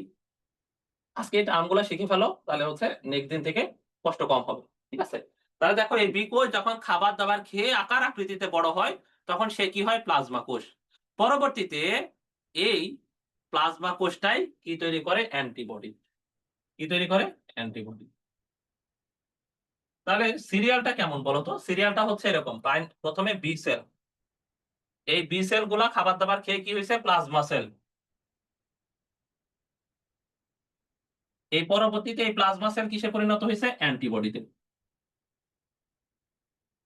এই লাইনটা, এই লাইনটা কি তোমরা বুঝছো? এই লাইন নিয়ে কারো কোনো কনফিউশন আছে? তাহলে আমরা কি বলছি দেখো, আমরা অ্যান্টিবডি কই থেকে পাই? বি সেল থেকে। তাহলে বি সেল যখন অ্যান্টিবডি তৈরি করার প্রয়োজন হয়, তখন সে সুন্দর করে বিভাজিত হয়ে প্লাজমা, মানে বড়-টড় হয়ে প্লাজমা কোষে পরিণত হয়। পরবর্তীতে সেই প্লাজমা কোষ অ্যান্টিবডি তৈরি করে। কথা এতটুকুই। ক্লিয়ার? ঠিক আছে? এবার আসো, এর বাইরে আমরা বললাম না ওই যে বি কোষ, টি কোষ আর কি বলছি? প্রাকৃতিক মারণ কোষ বা natural killer sell, NK sell. এখানে দেখো এনকে সেল মানে ন্যাচারাল কিলার সেল। ন্যাচারাল কিলার, ন্যাচারাল কিলার বা প্রাকৃতিক মারণ।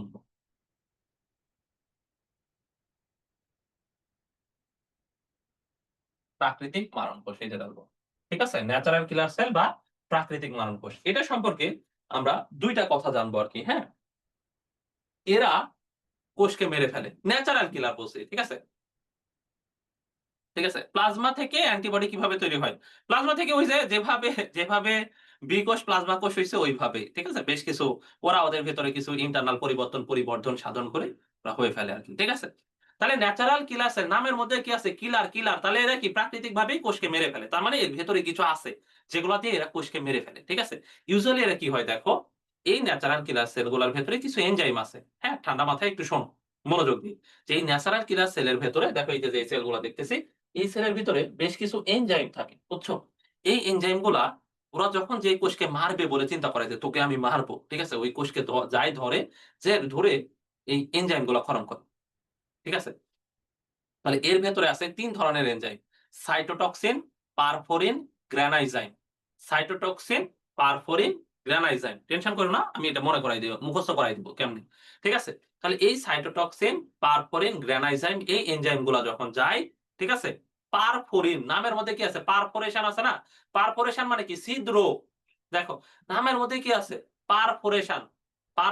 পারফোরিন এনজাইমের নাম হচ্ছে পারফোরিন। সে কি করে? পারফোরেশন, সে ছিদ্র করে ফেলে। তাহলে যেই কোষকে মারবে, সেই কোষের যে কোষ প্রাচীর আছে, এই কোষ প্রাচীরকে সে বিদীর্ণ করে ফেলে। ছিদ্র করে শেষ করে ফেলে। তাহলে দেখো একটা কোষ, মনে করো একটা কোষ তৈরি হয়েছে, এই যে একটা কোষ, এই কোষের এখানে আসছে পারফোরিন এনজাইম। এসে কি করছে? এই যে এগুলা সব ছিদ্র করে ফেলছে। এখানে ছিদ্র করলে এই কোষের ভেতরে কিছু থাকবে? কিচ্ছু থাকবে না। সব কোষের ভেতরে যা ছিল সব বাইর হয়ে আসবে। এই কোষের ভেতরে সবকিছু যদি বের হয়ে আসে, তাহলে বলো তো এই কোষটা কি আর বেঁচে থাকবে? দেখো একটা কোষের ভেতরে জিনিসপত্র ছিল, সে এসে ওই কোষের যে ওয়ালটা ছিল এই ওয়ালটাকে ছিদ্র করে দিছে। তাহলে কি আর কিছু থাকবে? থাকবে না, এই কোষ মরে যাবে। এভাবেই সে মেরে ফেলে। ঠিক আছে? তাহলে কাকে মারে? এটা একটু মনে রাখতে হবে। শোনো, এরা ইউজুয়ালি ন্যাচারাল কিলার সেল মারে হচ্ছে টিউমার এবং ভাইরাস আক্রান্ত কোষকে। পরীক্ষায় আসা একটা হট কোশ্চেন যে টিউমার আক্রান্ত কোষকে নিচের কোনটি মারে? বা ন্যাচারাল কিলার সেল নিচের কোন কোষকে মারে? তাহলে এরা কাকে, কাকে মারে? টিউমার এবং ভাইরাস আক্রান্ত কোষকে। তাহলে এই সবগুলা মনে রাখবা কিভাবে? আমি তোমাদেরকে মনে রাখার একটা সহজ উপায় বলতেছি। দেখো, তোমরা জিপিএ নাম শুনছো? জিপিএ? সবাই শুনছো, তাই না? তোমরা এসএসসি তে একটা ভালো জিপিএ পাইয়া এইচএসসি তে উঠছো। তোমরা এইচএসসি পরীক্ষা দিবা, আবার জিপিএ 5 পাবা। ঠিক আছে? তারপরে তোমরা বলবা আই এম জিপিএ 5। ঠিক আছে? এই সেই। তাহলে দেখো, হুট করে ধরো কারো যদি জিপিএ অনেক ভালো আসে, ধরো সে বোর্ডে ফার্স্ট হইছে, সে সারা বাংলাদেশের মধ্যে সর্বোচ্চ নাম্বার পাইছে। ঠিক আছে? তাহলে তার এই নিউজটা কি টিভিতে দেখাবে না বলো তো? যে দেখুন কিভাবে চট্টগ্রামের ছেলে আজ ফার্স্ট হয়ে গেল। দেখুন রাজশাহীর ছেলে এই বছর এইচএসসি পরীক্ষায় সারা বাংলাদেশের মধ্যে ১ম স্থান অধিকার করেছে। ঠিক আছে? তাহলে আরেকটু বড় হয়ে গেলে তোমরা যখন এখান থেকে আরেকটু বড় হয়ে ভার্সিটিতে উঠবা, তোমরা কি জানো ভার্সিটিতে আর জিপিএ সিস্টেম নাই। ভার্সিটিতে আছে সিজিপিএ সিস্টেম। কি সিস্টেম? কি সিস্টেম? সিজিপিএ। ঠিক আছে? কি সিস্টেম? সিজিপিএ। ঠিক আছে? তাহলে ধরো একজন ভার্সিটিতে এমন রেকর্ড সিজিপিএ করছে যে তার ইন্টারভিউ নেওয়ার জন্য, ধরো ঢাকা বিশ্ববিদ্যালয়ে তুমি সাপোজ ধরো আমাদের মধ্যেই কেউ একজন ঢাকা বিশ্ববিদ্যালয়ে বিশাল বড় একজন স্টুডেন্ট হয়ে গেল এবং তার সিজিপিএ ইতিহাসে ঢাকা বিশ্ববিদ্যালয় প্রতিষ্ঠার ইতিহাসে কেউ এই সিজিপিএ অর্জন করতে পারে নাই। ঠিক আছে? তাহলে তার এই সিজিপিএ দেখানোর জন্য টিভিরা চলে যাবে কিনা? ঠিক আছে? যাবে না? টিভিরা বিভিন্ন জায়গায় যেয়ে নিউজ করবে, তার ইন্টারভিউ নিবে, নিয়ে বলবে যে, "আপনি কিভাবে পড়াশোনা করছিলেন?" ঠিক আছে? তখন আরেকজন বলবে, "আমি তো জোনাকির আলোয় পড়াশোনা করেছিলাম।" ঠিক আছে? দিয়ে আমি এভাবে ফার্স্ট হয়ে গেছি। তাই না? তাহলে এখানে এটা মনে রাখবা যে টিভি, এখন আমাদের দেশে তো অনেক টিভি আছে। এর মধ্যে একটা অন্যতম টিভি এনটিভি। ঠিক আছে? তোমরা জানো কিনা এনটিভি বলে একটা জাতীয় টিভি আছে আমাদের দেশে? মেডিকেলে কোনো সিজিপিএ সিস্টেম নাই, বুঝছো? মেডিকেলে শুধু পাস আর ফেল। কারণ মেডিকেল এমন একটা জায়গা, এখানে পাস করতেই জীবন বের হয়ে যায়। এবং মেডিকেলে পাস কততে জানো? মেডিকেলে পাস হলো ৬০% নাম্বারে। ১০০ তে কত পাওয়া লাগে জানো? ১০০ তে ৬০ পাওয়া লাগে পাস করার জন্য। আমরা নরমালি যেই পরীক্ষাগুলা দিই না, এই যে স্কুল কলেজে তোমরা যেই পরীক্ষাগুলা দিয়ে ৯০ পেয়ে আসছো, ৯০ ৯২ পেয়ে আসছো, ঐরকম পরীক্ষা দিলে মেডিকেলে ৬০ পাওয়া যায়। ঠিক আছে? তাহলে স্কুল কলেজের ৯০ নাম্বার, স্কুল কলেজের ৯০ নাম্বার মেডিকেলের ৬০ নাম্বারের সমান। ঠিক আছে? এই হলো ব্যাপার। তাহলে আমরা আসো আমরা যেই টপিকে ছিলাম আরকি এনটিভি। তাহলে এই এনটিভিতে কি দেখাবে? সিজিপিএ। তাহলে আমাদের সেরার সেরা স্টুডেন্ট, টপার স্টুডেন্ট তার সিজিপিএ কোথায় দেখাবে? এনটিভি। তাহলে আমরা এটা কি দিয়ে মনে রাখবো? এনটিভিতে কি দেখাবে? সিজিপিএ। সিজিপিএ দেখাবে। তাহলে এইখান থেকে আমরা এটা মনে রাখবো। দেখো N A natural killer cell. N A কি? N A natural killer cell. মনে রাখো। ঠিক আছে? মনে রাখার সহজ উপায়। এন এ হচ্ছে natural killer sell, NK sell. ঠিক আছে? টি তে টিউমার, এটিতে টিউমার। ঠিক আছে? আর ভি তে ভাইরাস। টিউমার আক্রান্ত কোষ এবং ভাইরাস আক্রান্ত কোষকে মারে। ঠিক আছে? কি দিয়ে মারে? এই যে সি তে সাইটোটক্সিন।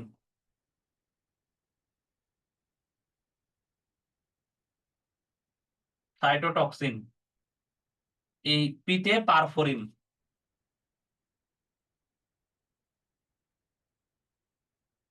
আর এই জি তে গ্রানাইজাইম। এগুলো বই আছে, আমি একটু পরে দেখাই দিচ্ছি। গ্রানাইজাইম, এই ৩ টে এনজাইম দিয়ে। দেখছো? মনে রাখা সহজ উপায়। তাহলে কি কঠিন বলো? তোমরাই বলো এটা কি কঠিন? ভাই আপনি কি কোন সময় এক্সামে ফেল করছেন? বহুত। ঠিক আছে? অনেকবার ফেল করছি। কতবার যে ভাইবা দিছে, "এই পোলাপাইন পড়াও নাই" এই সেই। ঠিক আছে? ঝামেলা আছে। এখন ধরো ৫ বছর ধরে কি কন্টিনিউয়াস সবসময় পড়াশোনা করা সম্ভব? মাঝে মধ্যে মাঝে মধ্যে একটু খারাপ দিন আসতে পারে না? আসতে পারে। আবার অনেক পরীক্ষা দিই না ইচ্ছা করে যে ফেল করতে পারি। পড়া তো ভালো হয় নাই। ঠিক আছে? হ্যাঁ, পরে এগুলো আবার মেডিকেলের সুন্দর সিস্টেম আছে বুঝছো? সাপ্লি সিস্টেম। কয়দিন পর, পরে পরীক্ষা একটা হওয়ার পরেই ওই যে রেজাল্ট দিবে, রেজাল্ট দেওয়ার পরে ওই পরীক্ষা আবার হয়। ওইটাকে বলে সাপ্লিমেন্টারি এক্সাম। তো ওই পরীক্ষা আবার দিলে পাস হয়ে যায় ইজিলি। ওটাতে না হলে তখন এরপরে আবার আরেকটা পরীক্ষা নেয়। রি-সাপ্লি। মানে এটা রি-সাপ্লিমেন্টারি এক্সামিনেশন। ওটাতেও যদি তুমি ফেল করো, তারপরে আবার পরীক্ষা নিবে। রি-সাপ্লি। ঠিক আছে? মানে তোমাকে পাস করতেই হবে। পাস না করে এমন পাইপলাইন বানাইছে, পাস না করে তুমি যাইতে পারবা না। পরীক্ষা হইতেই থাকবে, হইতেই থাকবে। তুমি কয়টা পরীক্ষা ফাঁকি দিবা? ঠিক আছে? এরকম হলো ব্যাপার।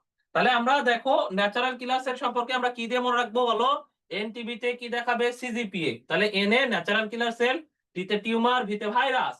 আর এই টিউমার এবং ভাইরাস আক্রান্ত কোষকে মারবে কি দিয়ে?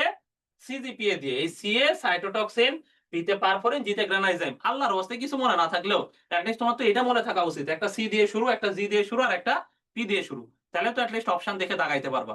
পারবা কিনা বলো? মোট কয়টা এক্সাম দেওয়ার আগে? 5 বছরে। আল্লাহর ওয়াস্তে প্রতিদিনই পরীক্ষা থাকে। ঠিক আছে, মেডিকেলে পরীক্ষা নাই এরকম দিন খুবই কম। ঠিক আছে, এরপরে আসো মনোনিউক্লিয়ার ফ্যাগোসাইট, ওই যে মনোসাইট। ঠিক আছে, আমরা বলছি না, দেখো এই যে মনোসাইট গুলা, ঠিক আছে, কারা কারা কারা মনোসাইট গুলা, এই মনোসাইট গুলা মাঝে মধ্যে ওদের ওদের মন খারাপ হয় আর কি। ঠিক আছে, তারপরে এই মনোসাইট গুলা কি করে জানো? এরা টিস্যুতে চলে যায়।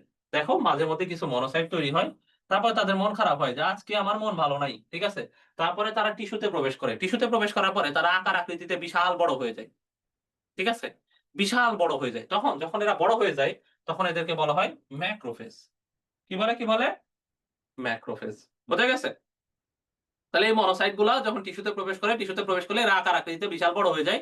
ম্যাক্রো মানে বড়, ম্যাক্রো মানে বড় না, ম্যাক্রো মানে বড়। সো এরা যখন বড় হয়ে যায় তখন এটাকে বলা হয় ম্যাক্রোফেজ। ঠিক আছে, আবার এরা হচ্ছে ডেনড্রাইটিক কোষেও পরিণত হতে পারে। আরো এক ধরনের বিশেষ ধরনের কোষ আছে, এটা হচ্ছে ডেনড্রাইটিক কোষ। তাহলে এই যে ম্যাক্রোফেজ, এই ম্যাক্রোফেজ থেকে খুবই গুরুত্বপূর্ণ কথা, এটা মেডিকেল ভর্তি পরীক্ষা আসছে জানো, যে ম্যাক্রোফেজ কই থেকে টিস্যুতে প্রবেশ করার পরে এদের নাম কি হয়। এইটা লিটারালি এটা মেডিকেল ভর্তি পরীক্ষা আসে, টিস্যুতে প্রবেশ করার পরে এটা এদের নাম কি হয়। আবার এই যে যকৃতের ম্যাক্রোফেজের নাম কুফার কোষ, এই যে এটাও মেডিকেলে আসছে। দেখছো, এখানে তো মেডিকেলের কোশ্চেনের ছড়াছড়ি। আমরা যেগুলো পড়তেছি না, এখান থেকে অলরেডি 3টা মেডিকেলের কোশ্চেন আসছে এতক্ষণ পর্যন্ত আমরা যা পড়ছি এইটুকু পড়ার মধ্যে। তাহলে এই ম্যাক্রোফেজ আবার ঢঙ্গি। ঠিক আছে, ও আবার বিভিন্ন জায়গায় গেলে বলে না আমি তো এই নামে থাকবো না। ঠিক আছে, আমি এখানে আসি, তোমরা আমাকে আপ্যায়ন করে আদর করে তোমরা আমাকে একটা উপাধি দিবা, একটা সুন্দর নাম দিবা। আছে না আমাদের পলিটিক্যাল নেতারা, বা ধরো আমাদের বড় বড় যারা হচ্ছে মুখ থাকে সম্মানিত ব্যক্তিরা, তারা বিভিন্ন সময় বিভিন্ন উপাধি পেয়ে থাকে এরকম আর কি। ঠিক আছে, তাহলে ঠিক এরাও এরকম। ঠিক আছে, কি বলা হয়? এদেরকে যকৃতে যদি থাকে এদেরকে বলা হয় কাফফার বা কুফফার। এটা কুফার একটু ভুল হয়ে গেছে আর কি। হ্যাঁ, কাফফার, কাফফার বা কুফফার হবে। হ্যাঁ, কে ইউ ডবল এফ ইয়ার, কে ইউ ডবল এফ ইয়ার। ঠিক আছে, এটা ওই বাংলা থেকে ইংরেজি, ইংরেজি থেকে বাংলা করার সময় বিভিন্ন ইয়া হয়। যকৃতে থাকলে এদের নাম কাফফার কোষ, যোজক টিস্যুতে থাকলে এদের নাম হিস্টিওসাইট।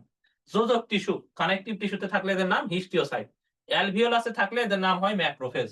ঠিক আছে, আর অস্থিতে থাকলে এদের নাম হয় ওস্টিওব্লাস্ট। ঠিক আছে, আর বৃক্কে যদি থাকে তাহলে এদের নাম হয় মেসেঞ্জিয়াল কোষ। এটা খুবই খুবই খুবই গুরুত্বপূর্ণ। Infinity star, star to the power infinity, দাঁড়াও এটা স্টার দিয়ে ইনফিনিটি দিয়ে দিই। ঠিক আছে, star to the power infinity, এত গুরুত্বপূর্ণ। ও বইয়ে অস্টিওক্লাস্ট দেওয়া আছে, ওটা ওটা ভুল আছে তোমাদের বইয়ে। হ্যাঁ, তোমরা এটা একটু ঠিক করে নাও, ওটা অস্টিওক্লাস্ট হবে না, অস্টিওব্লাস্ট হবে। সরি, হ্যাঁ হ্যাঁ, অস্টিও, সরি এখানে অস্টিও, আহা সরি, এখানে অস্টিওক্লাস্ট হবে। আমি ভাবছি আমি ঠিক লিখছি। আহারে জীবনে, অস্টিওক্লাস্ট, হ্যাঁ অস্টিওক্লাস্ট। অস্টিওব্লাস্ট হচ্ছে প্রথম যেই বোনসের 4 ধরনের কোষ থাকে, এর প্রথম কোষ হচ্ছে অস্টিওপ্রোজেনিটর সেল, দেন অস্টিওব্লাস্ট, অস্টিওসাইট আর অস্টিওক্লাস্ট। এটা তোমার জানার দরকার নাই, তোমাদের বই সম্ভবত নাই। চলন অঙ্গ চালনা চ্যাপ্টারে কি এগুলো পড়ছো? অস্টিওব্লাস্ট, অস্টিওসাইট, অস্টিওক্লাস্ট যদি পড়ে থাকো তাহলে পড়া লাগবে আর কি। ঠিক আছে, ঠিক আছে, তাহলে মোটামুটি এই হলো ব্যাপার। এটা এখান থেকে মেডিকেলে কোশ্চেন আসে, তাহলে এটা মুখস্থ করতে হবে আরকি। হ্যাঁ, আর এছাড়া এরকম ডেনড্রাইটিক কোষও আছে, এরকম ডেনড্রাইটিক কোষেরও কিছু নাম আছে। এই নামগুলো আমরা একটু দেখতেছি আরকি। হ্যাঁ, অল্প, এটা এর নাম সহজ। তাহলে আসো আমরা মোটামুটি অনেক কিছু পড়ে ফেলছি। আমরা কি কি পড়ছি এগুলো একটু বই দেখি, নাহলে তো তোমাদের মনে হবে যে আসলে ভাই তো পড়াইছে কিন্তু যে কি পড়াইছে এটাই বুঝি নাই। ঠিক আছে, তাহলে আসো আমরা দেখো এই যেগুলো পড়ছি আরকি। হ্যাঁ, তাহলে আমরা যেগুলো পড়লাম এর মাঝখানে এই যে দেখো টিকোষ, এই যে টিকোষ কোথায় বড় হয়? থাইমাসে বড় হয়। এবং এরা এই যে বিভিন্ন ধরনের, দেখো এই যে প্রথম ধরনের সাহায্যকারী কোষ, দ্বিতীয় ধরনের সাহায্যকারী কোষ এবং সাইটোটক্সিক টিকোষ, এইগুলো আমরা পড়ছি। এরপরে দেখো আমরা বিকোষ, বিকোষ থেকে আমরা কি পড়ছিলাম? বিকোষ কি হয়? প্লাজমা কোষ দেন অ্যান্টিবডি। এই যে দেখো বিকোষ, প্লাজমা কোষ, অ্যান্টিবডি, এই যে এখানে এই লাইনে লেখা আছে। এবং এটা মেডিকেল ভর্তি পরীক্ষায় কোশ্চেন আসছে। দেখো এখানে আমার এই পিডিএফ এ যেগুলা এই সবুজ কালি, এটা তো সবুজই রং তাই না? তো এই যে সবুজ কালির যেগুলা, এগুলা কিন্তু মেডিকেল ভর্তি পরীক্ষার কোশ্চেন। ঠিক আছে, তাহলে দেখো এই যে নিচের কোন কোষটি থেকে অ্যান্টিবডি পাওয়া যায় এরকম কোয়েশ্চেন আসে। এটা দেখো তাও একবার না, দেখো তো কয়বার কোয়েশ্চেন আসে। এই পোলাপাইন তোমরা বলো এখানে কয়বার কোয়েশ্চেন আসে মেডিকেলে, দেখো লিখা আছে। এই যে দেখো ২১ সালে আসছে একটা, ১৯ সালে একটা আসে। দেখছো? তো পড়তে হবে আরকি, হ্যাঁ? ঠিক আছে? আর এরপর দেখো প্রাকৃতিক মারণ কোষ। তাহলে প্রাকৃতিক মারণ কোষ সম্পর্কে তো আমরা বলেই দিয়েছি। ঠিক আছে? প্রাকৃতিক মারণ কোষ সম্পর্কে তো আমরা আমাদের বক্তব্য ক্লিয়ার করেই ফেলেছি, তাই না? আমরা কি বলছি? আমরা এনটিভিতে সিজিপিএ দেখাবো। তাছাড়া আমরা অন্য কোন টিভিতে ইন্টারভিউ দিব না। তাহলে আমরা কোন টিভিতে ইন্টারভিউ দিব? এই সবাই বলে ফেলো। আমরা কোন টিভিতে ইন্টারভিউ দিব? কোন টিভি? এনটিভি। ঠিক আছে? হায়, হায় কেউ না বললে তো মুশকিল। তাহলে এনটিভি এনে natural killer sell, tumour sell, virus সেলকে মারবে। কিভাবে মারবে? এই যে সিজিপিএ দিয়ে। এই যে দেখো সাইটোটক্সিন, এই যে দেখো সাইটোটক্সিন। এই যে দেখো পারফোরিন, এই যে দেখো গ্রানাইজাইন। দেখছো? মিল আছে, মিল আছে। এবার দেখো এই যে মনোনিউক্লিয়ার ফ্যাগোসাইট, এই যে দেখো মনোনিউক্লিয়ার ফ্যাগোসাইটের মধ্যে এই যে মনোসাইট আর ম্যাক্রোফেজ। এই মনোসাইট গুলা যখন টিস্যুতে যায় তখন তাদের নাম কি হয়ে যায়? ম্যাক্রোফেজ। কি হয়, কি হয়? ম্যাক্রোফেজ। দেখছো? এই যে দেখো মেডিকেলে আসে ২০ সালে। তাহলে ১৯ সালে একটা আসছে, ২০ সালে এটা আসছে, ২১ সালে আবার ওইখান থেকে আসছে। তাহলে দেখো এই এক পেজ থেকে মেডিকেলে কোয়েশ্চেন আসে কয়টা? ৩ টা। এই কারণে এই চ্যাপ্টারটা গুরুত্বপূর্ণ। বুঝছো? এবার এই দানাদার কোনগুলা? শোনো, তোমরা তো পড়ছো দানাদার, অদানাদার। তোর পড়ছো না? দানাদারের মধ্যে নিউট্রোফিল, ইওসিনোফিল, বেসোফিল পড়ছো। আর অদানাদারের মধ্যে পড়ছো কি? লিম্ফোসাইট আর মনোসাইট। ওইটা তো আছে জাস্ট এটা। ঠিক আছে? তোমাদের রক্তে এটা অলরেডি পড়ে ফেলছো। আর মাস্ট কোষ সম্পর্কে মনে রাখবা। এই মাস্ট কোষ কি করে? অ্যালার্জি। কি করে, কি করে? অ্যালার্জি। কি করে? অ্যালার্জি। তাহলে আমাদের দেহে অনেকে আছে অ্যালার্জির জন্য দায়ী। ঠিক আছে? তার মধ্যে মাস্ট কোষ অন্যতম গুরুত্বপূর্ণ একজন বদ, যে আমাদের দেহে অ্যালার্জি তৈরি করে। ঠিক আছে?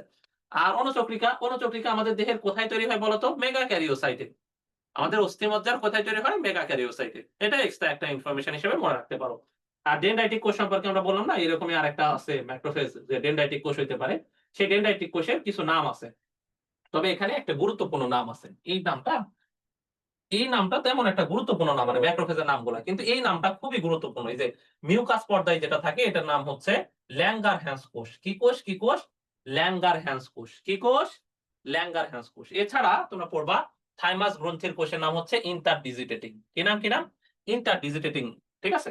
আর যকৃত, ফুসফুস, হৃৎপিণ্ডে এরা যারা থাকে এদের নাম হলো ইন্টারস্টিশিয়াল। ঠিক আছে? তাহলে মিউকাস পর্দায় যেটা আছে সেটার নাম হচ্ছে ল্যাঙ্গারহ্যান্স। কি নাম? ল্যাঙ্গারহ্যান্স। আর থাইমাসে যেটা আছে সেটা হচ্ছে ইন্টারডিজিটেটিং। আর যেটা হচ্ছে আমরা কি বললাম, এই যে ফুসফুস যকৃত হৃৎপিণ্ড আছে এটা হচ্ছে ইন্টারস্টিশিয়াল। ঠিক আছে? তাহলে এই তো মোটামুটি এগুলোই আমরা পড়লাম। এরপরে আসো আমরা আরেকটু যদি সামনে যাই। এবার এই যে টি কোষ এবং বি কোষের কিছু পার্থক্য আছে, হ্যাঁ? এই পার্থক্যটা তোমরা এখনই পড়বা না, হ্যাঁ? আরো কিছুদিন পড়ার পরে, এই পুরা চ্যাপ্টার পড়ার পরে তখন দেখবে এটা তোমরা অটোমেটিক পারতেছো। ঠিক আছে? কারণ পুরা চ্যাপ্টার পড়ার পরে টি কোষের অনেকগুলা কাজ করবা, সামনে বি কোষের অনেকগুলা কাজ করবা। এগুলো মূলত তৃতীয় প্রতিরক্ষা স্তরে এইগুলা পড়া হবে। তখন এটা অটোমেটিক পারবা। এবার দেখো আমাদের দেহের প্রতিরক্ষা ব্যবস্থা দুই ধরনের, নির্দিষ্ট আর অনির্দিষ্ট। অনির্দিষ্ট আর নির্দিষ্ট। মানে স্পেসিফিক আর নন স্পেসিফিক। বলো তো বাচ্চারা, তোমাদের মনে আছে কিনা নির্দিষ্ট প্রতিরক্ষা ব্যবস্থা কোন স্তর? বলো তো নির্দিষ্ট প্রতিরক্ষা ব্যবস্থা কোন স্তর? এই তো সাবাস, সাব্বাস। ঠিক আছে? আর অনির্দিষ্ট প্রতিরক্ষা ব্যবস্থা কোন স্তর বলো তো? ঠিক আছে? তোমাদের কি মাথা ঠিক আছে নাকি অলরেডি চলে গেছে যে ভাই অনেক বকাবকি করছেন। মাথা আর মাথা আর চলতেছে না। একটু আমাদেরকে ক্ষমা দেন। লাস্ট টপিক, হ্যাঁ? আজকে ক্লাস শেষ হয়ে যাবে। ৯ টার মধ্যেই শেষ হয়ে যাবে ইনশাআল্লাহ।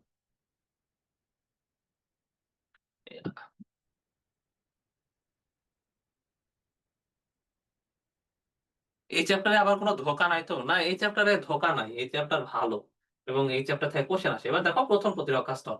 তাহলে প্রথম প্রতিরক্ষা স্তর কে ছিল? মনে পড়ে তোমাদের? তোমাদের কি মনে পড়ে? আচ্ছা, তোমাদের মাথা ঠিক আছে? এখন পর্যন্ত আমরা যা পড়াইছি এগুলো কি তোমরা বুঝছো কিনা? বুঝছো, বুঝছো? প্রতিরক্ষা সম্পর্কে একটা আইডিয়া পাইছো? এবং প্রতিরক্ষার যে কোষগুলো আছে, সেই কোষগুলা সম্পর্কে ধারণা পাইলা? যে যারা এই যে প্রতিরক্ষা নিয়ে কাজকর্ম করে? হুম? ঠিক আছে। শোনো এটা কিন্তু পড়বা। ঠিক আছে? বাসায় যেয়ে পড়তে হবে। তোমরা না পড়লে কিন্তু হবে না। ঠিক আছে? যেদিন যেটা পড়ানো হয় এটা তো অল্প একটু পড়ানো হয়। এখন থেকে একটু বায়োলজি পড়ো। দেখো ভবিষ্যৎ জীবনে, ঠিক আছে? আমরা যেভাবে পড়াই দিতেছি, এরপরে এট লিস্ট আ কোন জায়গায় কোন ভর্তি পরীক্ষা, মেডিকেল বলো, ভার্সিটি বলো, আ এই কোন জায়গার ভর্তি পরীক্ষায় কোন জায়গায় এগুলা প্যাঁচ লাগবে না। কারণ এই যে যেই জিনিসগুলা আসে, যেই জিনিসগুলা বেশি হাইলাইটেড যেগুলো পড়া দরকার, সেগুলা মোটামুটি আমরা হচ্ছে চেষ্টা করি যে, যেহেতু আমরা হচ্ছে অ্যাডমিশন এরও ক্লাস নিয়ে থাকি এবং রেটিনা যেহেতু মোটামুটি অ্যাডমিশন এর জন্য তো বেশ ভালোই কাজকর্ম করে আলহামদুলিল্লাহ। ঠিক আছে? তো সেই হিসেবে আ এই ক্লাসগুলা মনোযোগ দিয়ে করে ঠিকঠাক মতো পড়াশোনা করলে আমার মনে হয় যে অ্যাডমিশন এ ঠেকবা না। কিন্তু এখন থেকে যদি আরে আজকের ক্লাসে যে পড়াইছে ভাই ও তো ৫ মিনিটের পড়া। একসময় দেখে নিবনি। এই বলে তুমি ৭ দিন পরে যখন বের করে দেখবা, এই যে আজকে এখন তোমার এগুলা যে এত সোজা মনে হচ্ছে না, ৭ দিন পরে দেখবা আর এত সোজা মনে হবে না। ঠিক আছে? আবার আমরা অনেকে তো আরো প্রো, ঠিক আছে? আরে দূর পুরা চ্যাপ্টার শেষ হোক, তারপরে একদিন পড়ে ফেলবো। আর এমন কি পিচ্ছি একটা চ্যাপ্টার কোন তথ্যই নাই। ঠিক আছে? তখন এরকম মনে হয় তারপরে ১৫ দিন পরে যখন বের করবা তখন দেখবা চোখে সর্ষে ফুল দেখতেছো। ঠিক আছে? তখন মুশকিল। এইজন্য একটু পড়া শুরু করো। ইভেন আজকে থেকেও যদি তুমি শুরু করো, কামব্যাক করা কামব্যাক যেকোনো সময় করা সম্ভব। ঠিক আছে? নুসরাত বুঝছো কিনা? কামব্যাক যেকোনো সময় থেকে সম্ভব। খালি তোমার একটা এক্সট্রিম ইচ্ছা লাগবে। তোমার একটা এক্সট্রিম চাওয়া লাগবে যে আমি এটা করতে চাই। যেকোনোভাবে। ইয়েস আমি এটা করব। মানুষ চাইলে কত কিছু করতে পারে জানো? অনেক কিছু করতে পারে। তোমাদের হাতে বিশাল সময়। তবে আমার তোমাদের প্রতি আর্নেস্ট রিকোয়েস্ট এই যে এখন জুলাই মাস চলতেছে, আমরা তোমাদেরকে কথা দিছিলাম যে দেখো আমরা তোমাদেরকে সুন্দর করে অ্যাডমিশন স্ট্যান্ডার্ড বায়োলজি, জিকে এবং ইংরেজি পড়ায় দিব। আমরা ইনশাআল্লাহ সামনে তোমাদের অনেকেরই ইয়ার ফাইনাল চলতেছিল। যার কারণে আমরা জিকে ইংলিশ ক্লাস আর নিই নাই এক্সট্রা করে যাতে তোমাদের লোড পড়ে যায়। ঠিক আছে? তো এইটা না করে এখন আমরা মোটামুটি এই মাসেরই এই যে জুলাইয়ের শেষ দিক থেকে আমরা চেষ্টা করব এখন আবার প্রতি সপ্তাহে একটা করে এট লিস্ট জিকে বা ইংরেজি ক্লাস নেওয়ার। ঠিক আছে? তাহলে আস্তে আস্তে তোমরা এটার সাথে কানেক্টেড থাকবে এবং যখন যেটা পড়ানো হবে একটু কষ্ট হলেও বিশ্বাস করো এখনকার কষ্ট অ্যাডমিশন এর কষ্টের চেয়ে অনেক কম। ঠিক আছে? এখন তোমার হাতে অনেক রিল্যাক্স মানে তুমি একটা রিল্যাক্সিং মুড এ আছো। তোমার মনটা ভালো আছে। তোমার উপর থেকে কেউ প্রেশার দিতেছে না। যখন অ্যাডমিশন এ যাবা অটোমেটিক ফিল করবা তোমার উপর থেকে কে যেন খুব প্রেশার দিতেছে। কিন্তু কে প্রেশার দিচ্ছে তাকায় আশেপাশে উপরে নিচে তাকায় দেখতে পাবা না যে কে প্রেশার দিতেছে। কিন্তু দেখবা যে অটোমেটিক একটা প্রচন্ড চাপ ফিল করতেছো। খুব চাপ। ঠিক আছে? এই চাপের কারণে দেখবা যে অনেক সময় তুমি মানসিকভাবে অসুস্থ হয়ে যাচ্ছ। অনেক সময় তুমি পড়তে পারতেছো না। আমি আজকেও হচ্ছে আমাদের অ্যাডমিশনে 2nd টাইম অ্যাডমিশন মেডিকেল ভর্তি পরীক্ষার একজন স্টুডেন্ট প্রায় ০.৫ ঘন্টা ধরে বুঝাইলাম। ও বুঝতেছে যে ওর এই টেনশনের কারণে ওর পড়াশোনা হচ্ছে না। এবং এই টেনশনের কারণে ওর নাম্বার কমে যাচ্ছে। এবং সে পড়ার মধ্যে দেখা যায় যে ১০ ঘন্টা পড়ার মধ্যে সে ৬ ঘন্টা এগুলা নিয়ে টেনশন করে। বিভিন্ন উল্টাপাল্টা জিনিস নিয়ে। এবং সে বুঝতেছে যে ভাই আমার এগুলার কারণেই সমস্যা হচ্ছে। এগুলার কারণে আমার ক্ষতি হচ্ছে। কিন্তু আমি এগুলা থেকে বের হয়ে আসতে পারতেছি না। কিভাবে বের হয়ে আসবো বলেন? এই হচ্ছে অবস্থা। সো এখন থেকে একটু কষ্ট করে এই যে জুলাই, আগস্ট, সেপ্টেম্বর, অক্টোবর, ঠিক আছে? নভেম্বর এই ৪-৫ টা মাস যদি একটু কষ্ট করে পড়াশোনা করো, নিজেদের কমফোর্ট জোন থেকে একটু বের হয়ে আসো। ধরো প্রতিদিন তুমি ৪ ঘন্টা ফোন টিপো। ৪ ঘন্টা ফোন টিপাটা একটু কমায় দিয়ে যদি ২ ঘন্টা বা ১ ঘন্টা ফোন টিপো, টিপে বাকি সময়গুলা যদি একটু কাজে লাগাও। দেখো ইন্টারমিডিয়েট এর এই সময়টা জীবনে খুবই গুরুত্বপূর্ণ একটা সময়। খুবই মানে খুবই। আর এখন যখন তুমি খুব সুন্দর করে কনসেপ্ট ক্লিয়ার করে ভালো করে পড়তেছ, এই পড়াগুলা যে বিশ্বাস করো অ্যাডমিশন এ যে তোমার কি ব্লেসিং হবে। কারণ ওই সময় যেয়ে দেখবা একদিনে এরকম ২ টা চ্যাপ্টার পড়ায় দিচ্ছে। ঠিক আছে? এরকম একটা বড় চ্যাপ্টার পড়ায় দিচ্ছে। তখন তুমি চিন্তা করো যে এই পড়াটা এখন তুমি হচ্ছে কয়েকদিন ধরে পড়তেছো, ১০ দিন ১২ দিন ধরে পড়তেছো। এখন ঐরকম ২ টা চ্যাপ্টার, একটা চ্যাপ্টার জায়ান্ট একটা চ্যাপ্টার একদিনে পড়ায় ফেলতেছে এবং ওইটাই কালকে আবার পরীক্ষা। এটার সাথে আবার জিকে ইংলিশ পড়া আছে, এই আছে, সেই আছে। মুশকিল না? অনেক মুশকিল। তখন বুঝবা যে আল্লাহ আমি কত সুখে ছিলাম। মানুষ আসলে যখন সুখে থাকে না, তখন আসলে ওই যে দুঃখের সময়ের কথাটা ফিল করতে পারে না। ও ওই সময় বলে, "আরে চিল।" ঠিক আছে? তারপরে যখন দুঃখ আসে, তখন মনে করে যে আল্লাহ কি সুন্দর সময় ছিল। এটা করলেই পারতাম, ওইটা করলেই পারতাম। একটু যদি এটা পড়ে রাখতাম তাহলে আজকে এই কষ্টটা হইতো না। ঠিক আছে? তো এই ৪-৫ টা মাস নিজেদের কমফোর্ট তো অনেক তো হইছে, তাই না? একটু কমফোর্ট জোন থেকে বের হয়ে আসা। আমি অনেক বলতেছি না যে একদম সারাদিন বইয়ের সাথে বসে থাকো। সারাদিন টেবিল চেয়ারে বসে থাকো। এখান থেকে উঠো না। এরকম বলতেছে না। আগের চেয়ে যেরকম পড়াশোনা করছো ধরো রেগুলার যদি তুমি এখন দিনে ২ ঘন্টা পড়াশোনা করে থাকো, তাই ২ ঘন্টাকে একটু ৪ ঘন্টা বানাও। ঠিক আছে? কাইন্ডলি ৪ ঘন্টা বানাও। অথবা ধরো তুমি ৩ ঘন্টা করে পড়াশোনা করো। তাহলে ৩ ঘন্টাকে একটু কষ্ট করে ৫ ঘন্টা বানাও। দেখো ১ মাস, জাস্ট ১ মাস আমার কথা শুনে এরকম পড়ে দেখো। দেখবে ১ মাস পরে অটোমেটিক তুমি নিজেই টের পাবা যে তোমার মধ্যে অনেক কোয়ালিটিগত চেঞ্জ আসছে। এবং তুমি যখন দেখবা আমাদের ব্রেইনটা কেমন জানো? আমাদের ব্রেইনটা সবসময় এনগেজ থাকতে পছন্দ করে। সবসময় এনগেজ থাকতে পছন্দ করে। দেখবা তুমি কিন্তু কখনো এমনি বসে আছো, কোন কাজকর্ম নাই, এমনি বসে আছো এরকম কিন্তু হয় না। দেখো চুপচাপ ধরো তুমি বসে আছো তখন তোমার মাথায় চিন্তা ঘুরে। আরে ও তো ওখানে ঘুরতে গেছে, ও তো এটা করতেছে, ও তো এটা করতেছে, আমার বন্ধুর সাথে এটা, আচ্ছা এটা আজকে আমরা এটা প্ল্যানিং করব, ওইটা দেখা যায়, সেটা দেখা যায়, এটা করা যায়। এরকম প্ল্যানিং করবে।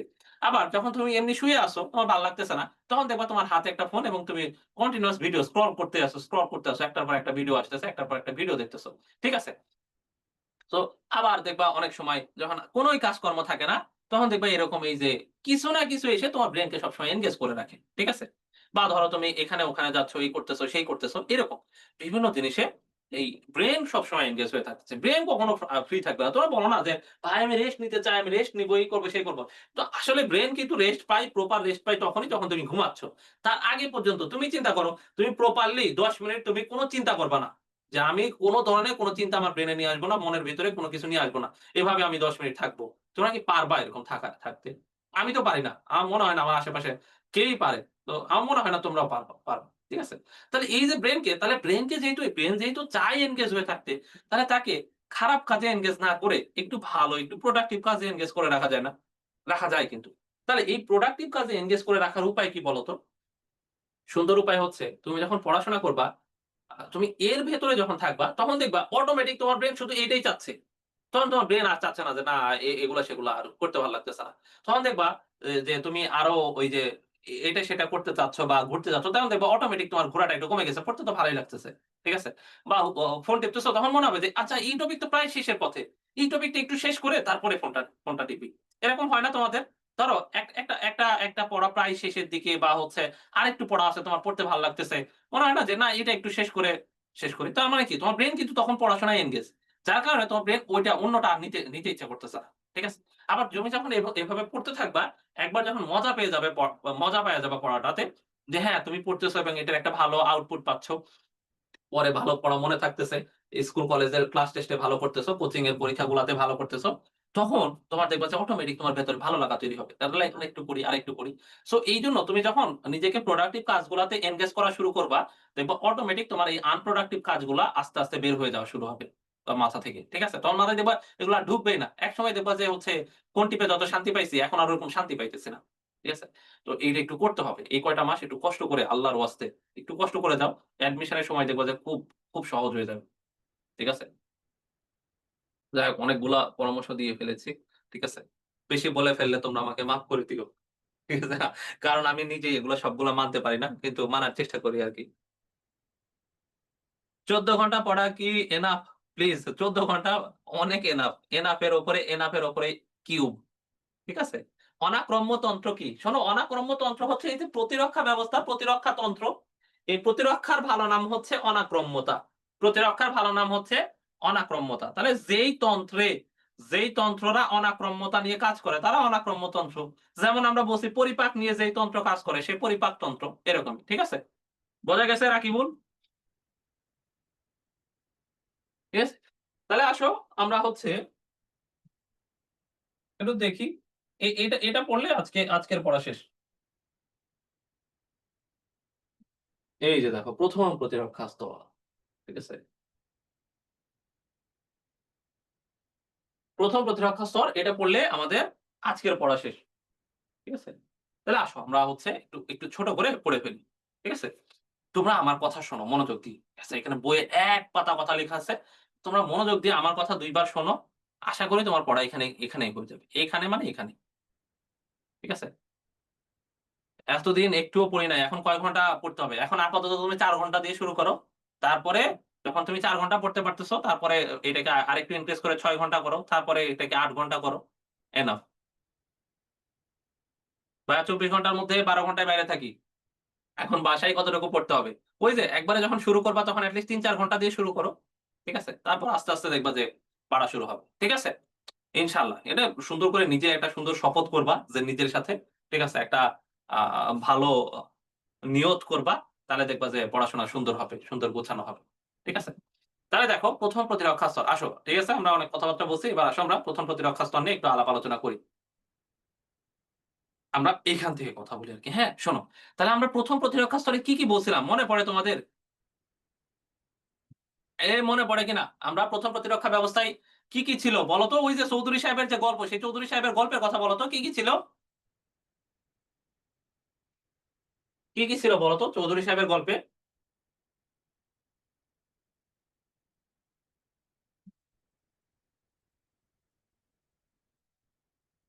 হ্যাঁ, ঠিক আছে? তাহলে আমরা আপাতত বই না দেখে আমরা আমার আমার কথা তোমরা আমার কথাগুলো শোনো। তাহলে আমরা ১ম প্রতিরক্ষা স্তরের ব্যবস্থায় আমাদের দেহের ত্বক এবং হচ্ছে আমাদের দেহে যতগুলা ছিদ্র আছে, যেকোনোভাবে যেই ছিদ্রগুলো আছে এই ছিদ্রগুলা, ঠিক আছে? এরাই হচ্ছে আমাদের দেহের ১ম প্রতিরক্ষা ব্যবস্থা। তাহলে আমাদের দেহের শুরুতে কি আছে? ত্বক। শুরুতে কি আছে? ত্বক, ঠিক আছে? তাহলে আমাদের দেহের সবচেয়ে বড় অঙ্গ হচ্ছে ত্বক। পুরা দেহকেই কভার করে রাখে ত্বক। তাহলে এই ত্বকের গাঠনিকভাবে এই ত্বক খুবই বেশি কম্প্যাক্টেড একটা স্ট্রাকচার, যাতে এত বেশি কম্প্যাক্টেড এবং এত বেশি স্ট্রং একটা স্ট্রাকচার যে সুস্থ স্বাভাবিক অবস্থায় কাউকে ভেতরে ঢুকতে দেয় না। কাউকে মানে কাউকে না। No one. ঠিক আছে? এইজন্য দেখো আমরা এই যে প্রকৃতিতে ঘুরে বেড়াচ্ছি, আমরা তো বিভিন্ন সময় বিভিন্ন জীবাণুর সাথে এক্সপোজড হচ্ছি, তাই না? আমরা কি কখনো বাইরে বের হওয়ার সময় ত্বকে অ্যান্টিসেপ্টিক লাগাইছো নাকি? বলো তো তোমাদের মধ্যে এরকম কাউকে পাওয়া যাবে? যে বাইরে বের হইছো ওই সময় সুন্দর করে অ্যান্টিসেপ্টিক লাগাইছো যে বা না যেকোনো মুহূর্তে আমি তো বাইক নিয়ে যাচ্ছি, যদি অ্যাক্সিডেন্ট করি তাহলে এই যে ত্বক এফেক্টেড হয়ে যাইতে পারে। ঠিক আছে? তাহলে আগে থেকে অ্যান্টিসেপ্টিক লাগাই। এরকম কেউ কখনো লাগাইছো বলো তো? লাগাইছো? লাগাই নাই। ঠিক আছে? কারণ দেখো আমার ত্বক ইটসেলফ নিজেই একাই ১০০। ত্বক একাই ১০০। ঠিক আছে? তাহলে ত্বকের ভিতরে বেশ কিছু ব্যাপার আছে। এইটা ডিটেইলস আলোচনা একটু পরে সামনে আছে আরকি, হ্যাঁ? নেক্সট ক্লাসে এটা ডিটেইলস আলোচনা আছে। আমি সংক্ষেপে শুধু বলে যাচ্ছি। দেখো আমাদের ত্বকের এই যে গঠনগতভাবে, এই যে গাঠনিকভাবে এটা কেরাটিনময়, যার কারণে এর ভেতরে কেউ ঢুকতে পারে না। আবার আমাদের ত্বক স্বাভাবিকভাবে একটু অ্যাসিডিক। কেমন? অ্যাসিডিক। কেমন? অ্যাসিডিক। ঠিক আছে? আবার দেখো আমরা ঘামি না? গরম লাগলে আমরা ঘেমে যাই না? ঘামি কিনা বলো তো? আমরা ঘেমে যাই। আবার আমাদের ত্বক মাঝে মধ্যে অয়েলি হয় না? বলে না এরকম আমরা এড দেখছি না প্রচুর। আপনার কি অয়েলি স্কিন? তাহলে এটা মাখুন আর এমনি ভালো হয়ে যাবে। এটা ভালো হবে না। কারণ আমাদের ত্বকে আছে ঘাম গ্রন্থি এবং শ্বেত গ্রন্থি। এই শ্বেত গ্রন্থি মানে যারা তৈলাক্ত পদার্থ ক্ষরণ করে। এই পদার্থগুলো এসে কি করে জানো? আমাদের ত্বককে অ্যাসিডিক বানায় ফেলে। যার ফলে কোন জীবাণু এসে এখানে বাঁচে না। কারণ অ্যাসিড থাকা ভালো। ঠিক আছে? অ্যাসিড থাকা ভালো। অ্যাসিড থাকলে জীবাণু কোন কিছু এখানে আসতে পারে না। তাহলে দেখো এই যে ত্বক কিভাবে প্রতিরক্ষা দিচ্ছে। ত্বক কাউরে ঢুকতে দিচ্ছে না। ওই যে ওয়ালের মতো। ওয়াল যেমন কাউরে ঢুকতে দেয় না? এরকম কাউরে ঢুকতে দিবে না। আবার কেউ যদি কোন কারণে এখানে চলেও আসে, সে কি করতেছে দেখো? সে তার এই অ্যাসিডিক পিএইচ দিয়ে এগুলোকে মেরে ফেলতেছে। মজা না ব্যাপারটা? যে সে এমন একটা পিএইচ তৈরি করছে অ্যাসিডিক পিএইচ, এই অ্যাসিডিক পিএইচ এ সে বাঁচতেছে না। মেরে ফেলতেছে। যে কোন কথা হবে না। আসো ভাইয়া। ঠিক আছে? আবার ঘাম আছে। এই ঘামের মধ্যে কি আছে? লবণ আছে। এই লবণগুলা মারে। ঠিক আছে? এরকম অনেকে কাহিনী করে। এরপরে তাহলে ত্বকের কাহিনী বাদ। এবার আসো তাহলে আমরা ত্বকের আরো ডিটেইলস কথাবার্তা আছে। এগুলো আমরা হচ্ছে সামনে পড়াশোনা করব ইনশাআল্লাহ। এরপরে একদম সবার উপর থেকে আসো। দেখো আমাদের সবার উপরে চোখ আছে। কি আছে, কি আছে? চোখ। চোখের মধ্যে কি আছে? পানি আছে। চোখের মধ্যে কি আছে? পানি আছে। এই পানিতে আছে লাইসোজাইম এনজাইম। ঠিক আছে? তাহলে সবার উপরে আমাদের সবার ১ম ছিদ্র হচ্ছে চোখ। এই চোখের মধ্যে কি আছে? পানি আছে। এই পানির ভেতরে কি আছে? লাইসোজাইম এনজাইম আছে। যেগুলা কি করে? জীবাণু কোনভাবে গেলেই মেরে ফেলে। কারণ আমাদের চোখ খুবই সেনসিটিভ একটা জিনিস। দেখো সারাদিন আমি এই যে বাইরে এখানে ধুলাবালি আসতেছে। তাহলে এখানে চোখে যখনই লাগতেছে, চোখের লাইসোজাইম এটাকে মেরে ফেলতেছে। চোখের পানির লাইসোজাইম এটাকে মেরে ফেলতেছে। এবার দেখো চোখের নিচে যদি আসে আমাদের নাক। নাক আছে না? তাহলে দেখো নাকের মধ্যে ইনিশিয়ালি নাকের মধ্যে লোম নাই। এরকম তোমরা কেউ আছো নাকি? তো এরকম কেউ আছো? এরকম কোন মানুষ আছে নাকি যে যার নাকের লোম নাই? ঠিক আছে? আমরা তো নাকের লোম হইলে কেটে ফেলি। দেখো আজকে এই নাকের লোম কিভাবে ভালো কাজ করে। দেখো আমরা প্রতিনিয়ত নিঃশ্বাস নিতে। এই যে একটা নিঃশ্বাস নিলাম। ঠিক আছে? আর এই নিঃশ্বাসের মধ্যে বাতাস, এই বাতাসের মধ্যে জীবাণু থাকে না, ধূলিকণা থাকে না। এই ধূলিকণা জীবাণু প্রাথমিকভাবে এই যে নাকের লোমে আটকা পড়ে। ঠিক আছে? কোথায় আটকা পড়ে? নাকের লোমে। ঠিক আছে? এবার দেখো নাকের লোমে যদি আটকাইতে না পারে, জিনিসটা খেয়াল করে দেখো। এও যদি আটকাইতে না পারে, এরপরে তোমরা খেয়াল করে দেখছো কিনা? তোমরা ৫ম চ্যাপ্টার পড়ছো না? ৫ম চ্যাপ্টারের মধ্যে ওই যে আমাদের শ্বাসনালী যেই ট্রাকিয়া গুলাতে কি থাকে? সিলিয়া থাকে। কি থাকে? সিলিয়া হচ্ছে সূক্ষ্ম সুতার মতো। অনেকটা হচ্ছে এরকম দেখো তোমাদেরকে দেখেন। সিলিয়া হচ্ছে সূক্ষ্ম এই যে এরকম সুতার মতো। ঠিক আছে? এই যে এই জিনিস এই জায়গাটা একটু খেয়াল করো। এই যে এরকম। এই যে উপরে দেখো এই যে চুলের মতো সুন্দর ছোট সূক্ষ্ম এই যে সুতার মতো দেখা যাচ্ছে না? এরকম। ঠিক আছে? তো এই সিলিয়ার ভালো বৈশিষ্ট্য হচ্ছে এরা নড়ানড়ি করতে পারে আরকি। ঠিক আছে? এরা হচ্ছে এভাবে আন্দোলিত হইতে পারে আরকি সামনে পেছনে। তাহলে এরা যখন নড়ে তখন কি করে? এই সিলিয়া গুলাতে জীবাণু আটকা পড়ে। সুন্দর না? মজা না ব্যাপারটা? দেখো যেগুলা আমাদের নাকের লোম আটকাইতে পারে নাই সেগুলা কি হচ্ছে দেখো এই সিলিয়াতে যেয়ে আটকে যাচ্ছে। এবং পরবর্তীতে যখন বেশি হয়ে যায় তখন একটা হাঁচি এসে এগুলা বের হয়ে যায়। ঠিক আছে? তাহলে দেখো, তুমি একবার চিন্তা করে দেখো, তুমি খুব দূষিত পরিবেশে গেছো যেখানে বাতাস খুবই নোংরা। এরকম জায়গায় যাওয়ার পরে আমাদের ইউজুয়ালি হাসি-কাশি আসে কিনা? বা তোমাদের বাসা, ঠিক আছে? তোমাদের বাসা পরিষ্কার করতেছে। ঠিক আছে? বাসা খুবই ধুলাবালি যে একদম নোংরা যেগুলো ওগুলা পরিষ্কার করতেছে। তখন এই যে বাতাস একদম ধুলাবালি মুক্ত বা ধুলাবালি যুক্ত হয়ে যায়। ওই সময় আমাদের হাঁচি আসে কিনা? আসে কিনা বলো? আসে না? আসে না। হ্যাঁ, কেন আসে বলো তো? এই যে সিলিয়া গুলা আছে, এই সিলিয়া গুলা কি করতেছে? এই ধূলিকণা এই জীবাণুগুলাকে আটকে ফেলছে এবং তারা বের করে দিচ্ছে। তাহলে দেখছো নাকে কিভাবে প্রতিরক্ষা আসে? তোমরা ধারণা পাইলা? তাহলে দেখো নাকে ইনিশিয়ালি কি হচ্ছে দেখো কোন জীবাণু যখন ভেতরে ঢুকতেছে নাকের লোমে আটকা পড়তেছে। এরপরে দেখো নাকের লোম যদি ওটাকে আটকাইতে না পারে, যখনই এই যে আমাদের শ্বাসনালীতে আসতেছে, তখনই সে সিলিয়াতে আটকা পড়তেছে। কোথায়, কোথায়? সিলিয়াতে। পরবর্তীতে আমরা এই সিলিয়া থেকে এরা কিভাবে বের হয়ে যাচ্ছে? যখন আমরা হাঁচি বা কাশি দিচ্ছি, তখন এগুলা বের হয়ে আসে। বোঝা গেছে নাকের কাহিনী? এবার দেখো নাকের নিচে কি আছে আমাদের? মুখ আছে। নাকের নিচে আমাদের কি আছে বলো? মুখ আছে। তাহলে মুখের মধ্যে ঢুকলেই মুখের মধ্যে লালা আছে নাকি নাই বলো? বলো, মুখের মধ্যে লালা নাই এরকম কোন মানুষ আছে? মুখের মধ্যে লালা না থাকলে আমরা কথাই বলতে পারতাম না। তাহলে ভাইয়া মাইক্রোফেজ কোন জীবাণু থেকে রক্ষা করে? মাইক্রোফেজ তো অনেক জীবাণু থেকে। এটা তো ১ম প্রতিরক্ষা। ১ম প্রতিরক্ষা ভেদ করে ভেতরে ঢুকলে তখন ম্যাক্রোফেজ অ্যাক্টিভ হয়। ঠিক আছে? ম্যাক্রোফেজ তো এখন অ্যাক্টিভ হবে না। আমরা তো এখন ১ম প্রতিরক্ষার ভেতরে আছি। মনে করো ওই যে আমরা হচ্ছে এই যে সব দারোয়ান গুলা নিয়ে কথা বলতেছি। চোখের দারোয়ান, নাকের দারোয়ান কে? তাহলে নাকের দারোয়ান কে? চুল, নাকের লোম, নাকের সিলিয়া।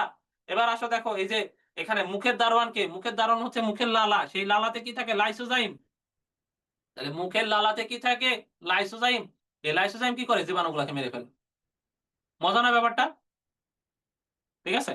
তাহলে আমরা এই যে উপর থেকে নামতেছি আরকি, হ্যাঁ? তাহলে এই যে দেখো নাকের দারোয়ান কে? সরি, আমাদের মুখের দারোয়ান কে? মুখের লালা। এই লালাতে কি থাকে? লাইসোজাইম। এই লাইসোজাইম গুলা কি করে? জীবাণুগুলাকে মেরে ফেলে। ঠিক আছে? এবার দেখো মুখের ২ পাশে ২ টা কান আছে কিনা বলো? বলো আমাদের ২ টা কান আছে কি নাই? আছে। সেই কানের মধ্যে খৈল তৈরি হয় না এরকম কোন মানুষ আমাদের আছে কিনা? আছে? এরকম কোন মানুষ যার কানে খৈল তৈরি হয় না? নাই কিন্তু। ঠিক আছে? তাহলে দেখো এই খৈল আমরা কিন্তু ইনিশিয়ালি এটাতে খুব বিরক্ত হই। আরে আমার কানে খৈল তৈরি হয়। এটা কি বাজে জিনিস। কিন্তু দেখো এটা কি করে? এই যে দেখো আমাদের কানে এই খৈলের ভালো নাম হচ্ছে সিরুমেন। কি নাম, কি নাম? সিরুমেন। ভালো নাম হচ্ছে সিরুমেন। এই সিরুমেন তৈরি হয় অটোমেটিক প্রাকৃতিকভাবে।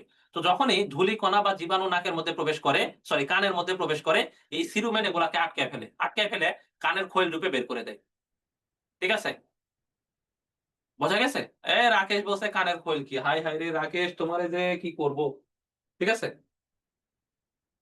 তাহলে দেখো আমাদের কানে কি বললাম? সিরুমেন তৈরি হয়। এই সিরুমেন গুলাতে যে কি হয়? ধূলিকণা জীবাণু আটকা পড়ে। পরে কানের খৈল হয়ে বের হয়ে আসে। ঠিক আছে? বুঝছো কাহিনী? এবার দেখো নাকের নিচে। এবার মুখ পর্যন্ত গেছি। মুখের আরেকটু নিচে নামো। ঠিক আছে? মুখের আরেকটু নিচে নামলে দেখো আমাদের পাকস্থলী। এই যে মুখের সাথে রিলেটেড। ঠিক আছে? মুখ দিয়ে ভেতর দিয়ে একদম খাবার কোথায় চলে যায়? পাকস্থলীতে। কোথায় যায় বলো তো? পাকস্থলীতে। কই যায়? কই যায়? পাকস্থলীতে। কই যায়? পাকস্থলীতে। ঠিক আছে? তোমরা জানো কিনা আমাদের পাকস্থলীতে সুন্দর একটা অ্যাসিড আছে। কে নাম বলতে পারবা পাকস্থলীর অ্যাসিডের?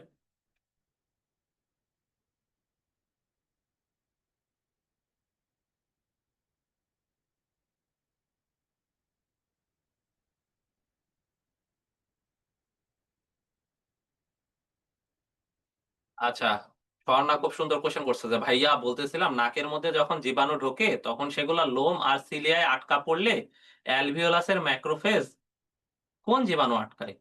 শোনো এত কিছুর পরেও তুমি কি বলতে পারো যে এরা 100% প্রোটেকশন দিতে পারে? না, পারে না তো। আর দেখো নাকে এই যে আমাদের রেসপিরেটরি একটা এমন একটা ট্র্যাক্ট, এই যে আমাদের শ্বসনতন্ত্র সব সময় তো দিন রাত ২৪ ঘন্টা।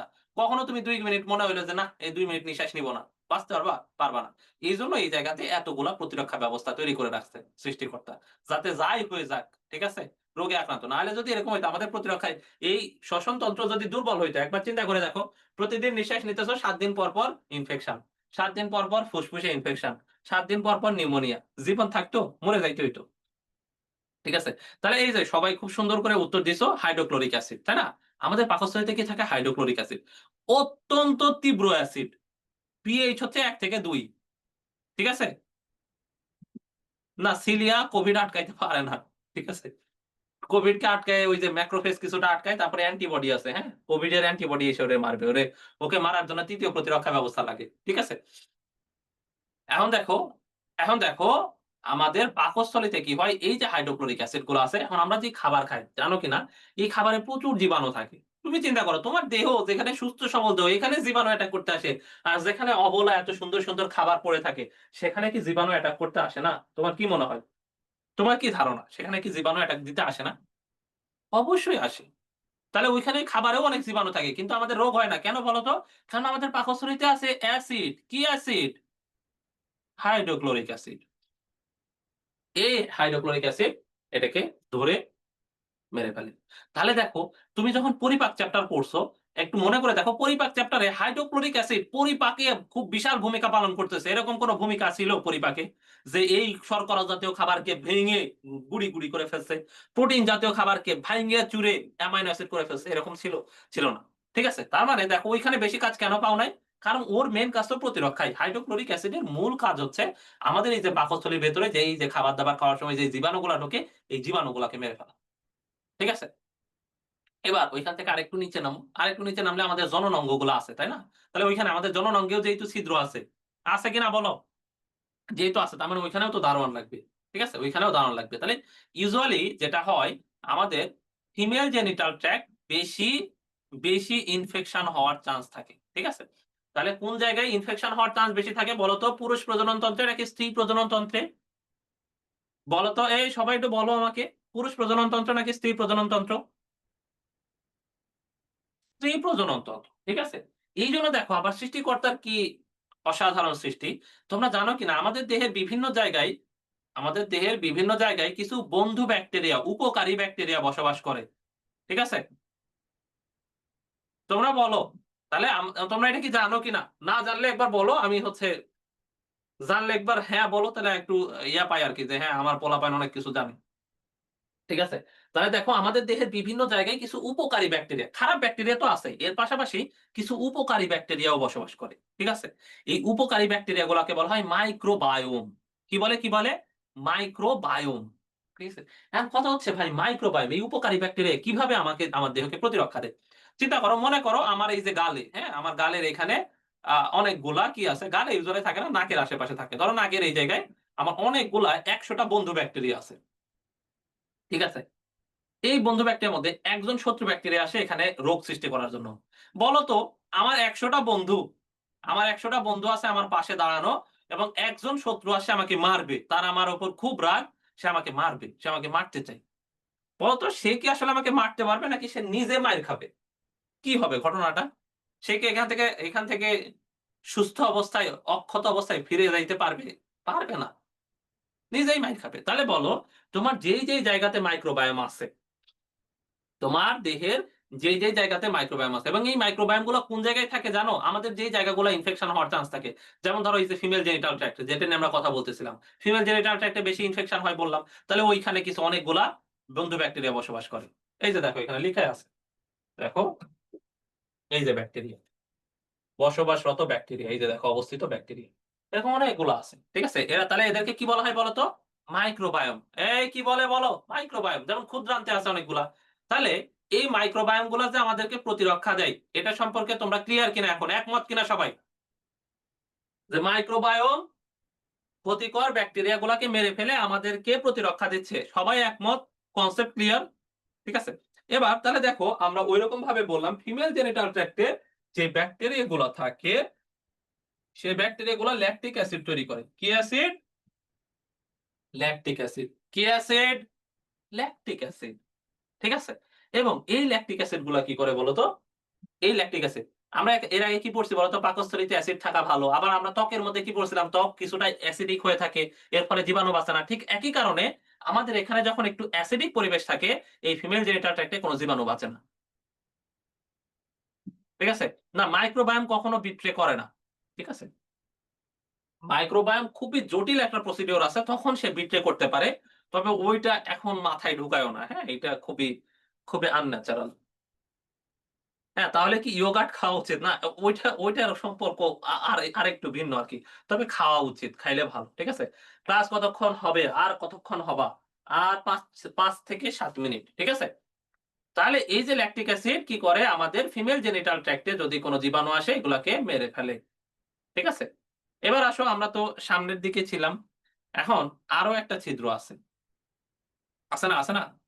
আমার কমেন্ট কি দেখা যায় না? সিয়াম সবার কমেন্ট দেখা যায়। কিন্তু আমি নিজে যখন কথা বলতে থাকি তখন সবারটা দেখে উত্তর দিতে থাকলে দেখা যায় যে নরমাল পড়ানো হয় না। এই সো মাঝে মধ্যে ২-১ টা নিয়ে কথাবার্তা বলা হয়, বলা হয় না। তোমরা আবার মন খারাপ করো না যে ভাই মনে হয় তাকে বেশি পছন্দ।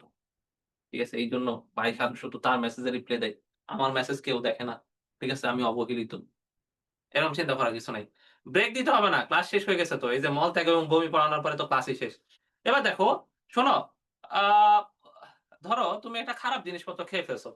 এরকম তোমাদের কখনো হইছে যে একটু বাসি খাবার খাইছো বা কোন একটা রেস্টুরেন্টে খাবার খাইছো, এই খাবারটা ভালো ছিল না। বাসায় এসে সেখানে পাতলা পায়খানা শুরু হইছে। হইছে এরকম কখনো? ঠিক আছে? আমার হয়েছে, অনেকেরই হইছে, তাই না? অনেকেরই হয়। বা তোমরা একটা স্বাভাবিক ধারণা থেকে বলো যে ধরো তুমি একটা খারাপ জিনিস খেয়ে ফেলছো। মনে করো সেটা ভালো না তোমার দেহের জন্য। এটা খাওয়ার পরে আ তোমার কি ইউজুয়ালি পাতলা পায়খানা হবে কিনা? লুজ মোশন হবে কিনা বলো তো? বা বমি-টমি হবে কিনা? বলে না ফুড পয়জনিং বলে না? ফুড পয়জনিং বলে একটা টার্ম আছে। তোমরা জানো কিনা? ফুড পয়জনিং আছে না? আছে, হ্যাঁ। তাহলে তুমি একটা জিনিস চিন্তা করো। তুমি একটা ধরো তুমি বিষ খাইছো। ঠিক আছে? মনে করো তোমরা বিষ খাইছো। এখন বিষ খাওয়ার পরে কি করে জানো? পেটের ভেতরে ঢুকছে। এখন স্টমাক ওয়াইজ দিয়ে এগুলাকে বের করে ফেলে। তুমি বলো একটা খারাপ জিনিস তোমার পেটের ভেতরে থাকা ভালো নাকি বাইরে বের হয়ে যাওয়া ভালো? তো এটা স্বাভাবিক চিন্তা থেকে বলো তো। ধরো একটা খারাপ জিনিস তোমার কোনভাবে তোমার পেটে ঢুকে গেছে। তাহলে এটা কি পেটে থাকা ভালো নাকি বের হয়ে যাওয়া ভালো? বের হয়ে যাওয়া ভালো। এই তো সাবাস! এই তো সুন্দর। তাহলে তোমার বডি যখন ডিটেক্ট করে তুমি একটা উল্টা-পাল্টা জিনিস খাইছো। ঠিক আছে? যেটা খুবই খারাপ, যেটা তোমার স্বাস্থ্যের জন্য খারাপ। তখন তোমার বডি কি করে জানো? তোমার বডি ২ টা লাইনই ডাইরেক্ট করে দেয়। তাহলে পেটের ভেতরের জিনিসপত্র বাইর করার ২ টা লাইনই আছে। উপর দিয়ে বমি, নিচ দিয়ে পাতলা পায়খানা। ঠিক আছে? এছাড়া তো আর কোন উপায় নাই। তাহলে দেখো অ্যাপারেন্টলি লুজ মোশন যখন হচ্ছে, তখন তো আমার খুবই বিরক্ত লাগবে না যে আহারে কষ্ট, কষ্ট বারবার ওয়াশরুমে যাওয়া লাগতেছে। কিন্তু দেখো বৃহত্তর স্বার্থে এর উদ্দেশ্য কি ভালো না খারাপ? তোমরা আমাকে বলো বৃহত্তর স্বার্থে এর উদ্দেশ্য ভালো না খারাপ? ভালো। তাহলে মলত্যাগ এবং বমি এরা কি করতেছে? দেহ থেকে খারাপ জিনিস বের করে দিচ্ছে। তাহলে এরাও যে আমাদের দেহের প্রতিরক্ষা ব্যবস্থার অংশ, এটা কি তোমরা মেনে নিচ্ছ? এই তোমরা কি মেনে নিচ্ছ কিনা? এই তো সাবাস। ঠিক আছে? তাহলে দেখছো ১ম প্রতিরক্ষা ব্যবস্থা পড়া শেষ। তাহলে দেখো ওই যে সব ছিদ্র, দেখছো? আমি শুরুতেই বলছিলাম আমাদের দেহের সব ছিদ্র, ওই ছিদ্রগুলার দারোয়ান সব। তাহলে উপর থেকে দেখো আমি আরেকবার রিভিউ করি। একটু ঠান্ডা মাথায় শোনো। ঠিক আছে? ঠিক আছে? বিষ খেলে মরে কেন? হায়, হায়! এগুলো তো অনেক কাহিনী, হ্যাঁ? কেন মরে এগুলো আমরা আলোচনা করব। ঠিক আছে? আরেকটু বড় হও। তারপরে তোমরা মেডিকেলে আসো। তোমাদের নিয়ে এগুলা নিয়ে আমরা আমরা ইনশাআল্লাহ স্টাডি করব আরকি বিশাল বড়, বড়। ঠিক আছে? তাহলে দেখো আমরা কিন্তু পড়ে ফেলছি ১ম প্রতিরক্ষা ব্যবস্থায় কি, কি আছে। তাহলে দেখো শুরু থেকে আমরা কি বলছি আমাদের একটা সুন্দর ত্বক আছে সারা দেহকে আবৃত করে রাখে। সেই ত্বক গাঠনিকভাবে কেরাটিনময়, সেই ত্বক একটু অ্যাসিডিক এবং সেই ত্বকের মধ্যে আমাদের ঘাম গ্রন্থি আছে, সিবেসিয়াস গ্রন্থি আছে। এদের ক্ষরণের ফলে আমাদের ত্বক অবেদ্য হয়ে ওঠে। কাউকে ভেতরে ঢুকতে দেয় না। ঠিক আছে? একাই ১০০ হয়। এরপরে আমরা দেহের উপর থেকে আসছিলাম। আমাদের দেহের সবার উপরে কি ছিল? চোখ। চোখের মধ্যে আমরা কি বলছিলাম? পানি আছে। সেই পানিতে কি আছে? Lysozyme enzyme. ঠিক আছে? যারা জীবাণুকে মারে। এরপর আমরা কি বলছিলাম? আমরা নাকে আসছিলাম। আমাদের নাকে কি আছে? লোম আছে। তাহলে এই লোমগুলা কি করে? জীবাণুগুলাকে ধরে বের করে ফেলে বা আটকায় দেয়। ঠিক আছে? যখন আমাদের নাকের লোম জীবাণু বা ধূলিকণাকে আটকাইতে পারে না, তখন আমরা কি বলছিলাম? আমাদের শ্বাসনালীতে কি থাকে? সিলিয়া থাকে। তখন এই সিলিয়া এগুলাকে ধরে বের করে দেয়। ঠিক আছে? হাঁচি-কাশির মাধ্যমে। এরপরে আমরা কি বলছি? দেখো এটার নিচে আমাদের মুখ আছে। মুখের মধ্যে আমরা কি বলছিলাম বলতো? মুখের মধ্যে আমাদের লালা আছে। লালায় কি আছে? লাইসোজাইম। এই লাইসোজাইম এই জীবাণুগুলাকে মেরে ফেলে। এরপরে মুখের ২ পাশে আমরা কি বলছি? আমাদের ২ টা কান আছে। কানের ভিতরে কি আছে? কি আছে? খৈল আছে। তাহলে কানের ভেতরে এই যে সিরুমেন তৈরি হয়, সেই সিরুমেন কি করে? জীবাণুগুলাকে ধরে মেরে ফেলে খৈলে পরিণত হয়ে পরে বের হয়ে যায়। ঠিক আছে? তারপরে মুখ থেকে আমরা নিচে আসলাম আমাদের পাকস্থলী। আমরা কি বলছি? আমাদের পাকস্থলীতে কি আছে? হাইড্রোক্লোরিক অ্যাসিড আছে যা জীবাণুকে মেরে ফেলে। এবার এর থেকে যখন নিচে নামছি, নিচে নামার পরে আমরা কি বলছি? আমাদের ফিমেল জেনিটাল ট্র্যাক্ট এ প্রচুর ইনফেকশন হয়। সো এই ইনফেকশনকে বাঁচায় রাখার জন্য ফিমেল জেনিটাল ট্র্যাক্ট এ কি অ্যাসিড তৈরি হয়? ল্যাকটিক অ্যাসিড, যেগুলো আমাদের জীবাণুকে মেরে ফেলে। আর এই যে আমাদের দেহে বিভিন্ন বন্ধু ব্যাকটেরিয়া বসবাস করতেছে, সেগুলাকে আমরা কি বলছি? মাইক্রোবায়োম। আর এই যেখানে বন্ধু ব্যাকটেরিয়া থাকে, সেখানে কোন শত্রু ব্যাকটেরিয়া এসে জায়গা দখল করতে পারে না। বন্ধুরা মিলে ওকে মেরে ফেলে। এরপরে আমরা আরেকটা কি বলছিলাম? আরো লাস্ট যে ছিদ্র, সেই ছিদ্র দিয়ে কি আমরা যখন পেটে আমরা খারাপ জিনিসপত্র খেয়ে ফেলি, তখন আমাদের পেট থেকে এগুলা বের হয়ে যায় কিভাবে? মলত্যাগ এবং বমির মাধ্যমে। চোখ, মুখ ২ জায়গাতেই লাইসোজাইম থাকে। ঠিক আছে? তাহলে তোমরা ১ম প্রতিরক্ষা কি ক্লিয়ার সবার? একটু বলো তো? যদি ভাই লুজ মোশন ভালো হয় তাহলে এত বন্ধ করার জন্য এটা করি কেন? শোনো, এখন এটার সমস্যা হচ্ছে কি লুজ মোশন তো ভালো। কয়বার ভালো? ১ বার ২ বার হওয়া ভালো। কিন্তু এটা এমন এক প্রসিডিউর একবার শুরু হইলে তো চলতেই থাকে, চলতেই থাকে, চলতেই থাকে। তখন তো তোমার দেহের যত পানি আছে সব পানি বের হয়ে যায়। তখন তো তোমার আবার উল্টা পানি শূন্যতা হয়। কারণ পানি শূন্যতা হইলে তো আরেক মুশকিল। ঠিক আছে? এজন্য তখন হচ্ছে ব্যবস্থা নিতে হয় আরকি। ঠিক আছে? ওকে? তাহলে এই মোটামুটি আজকে তোমাদের পড়া এতটুকুই ছিল আরকি, হ্যাঁ?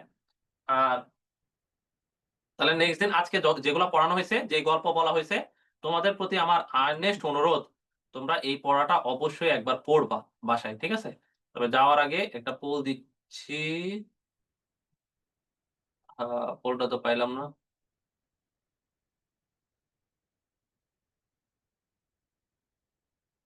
ঠিক আছে? যাওয়ার আগে একটা পোল দিচ্ছি। এই পোলটাতে ভোট দিয়ে তোমরা সবাই চলে যাও।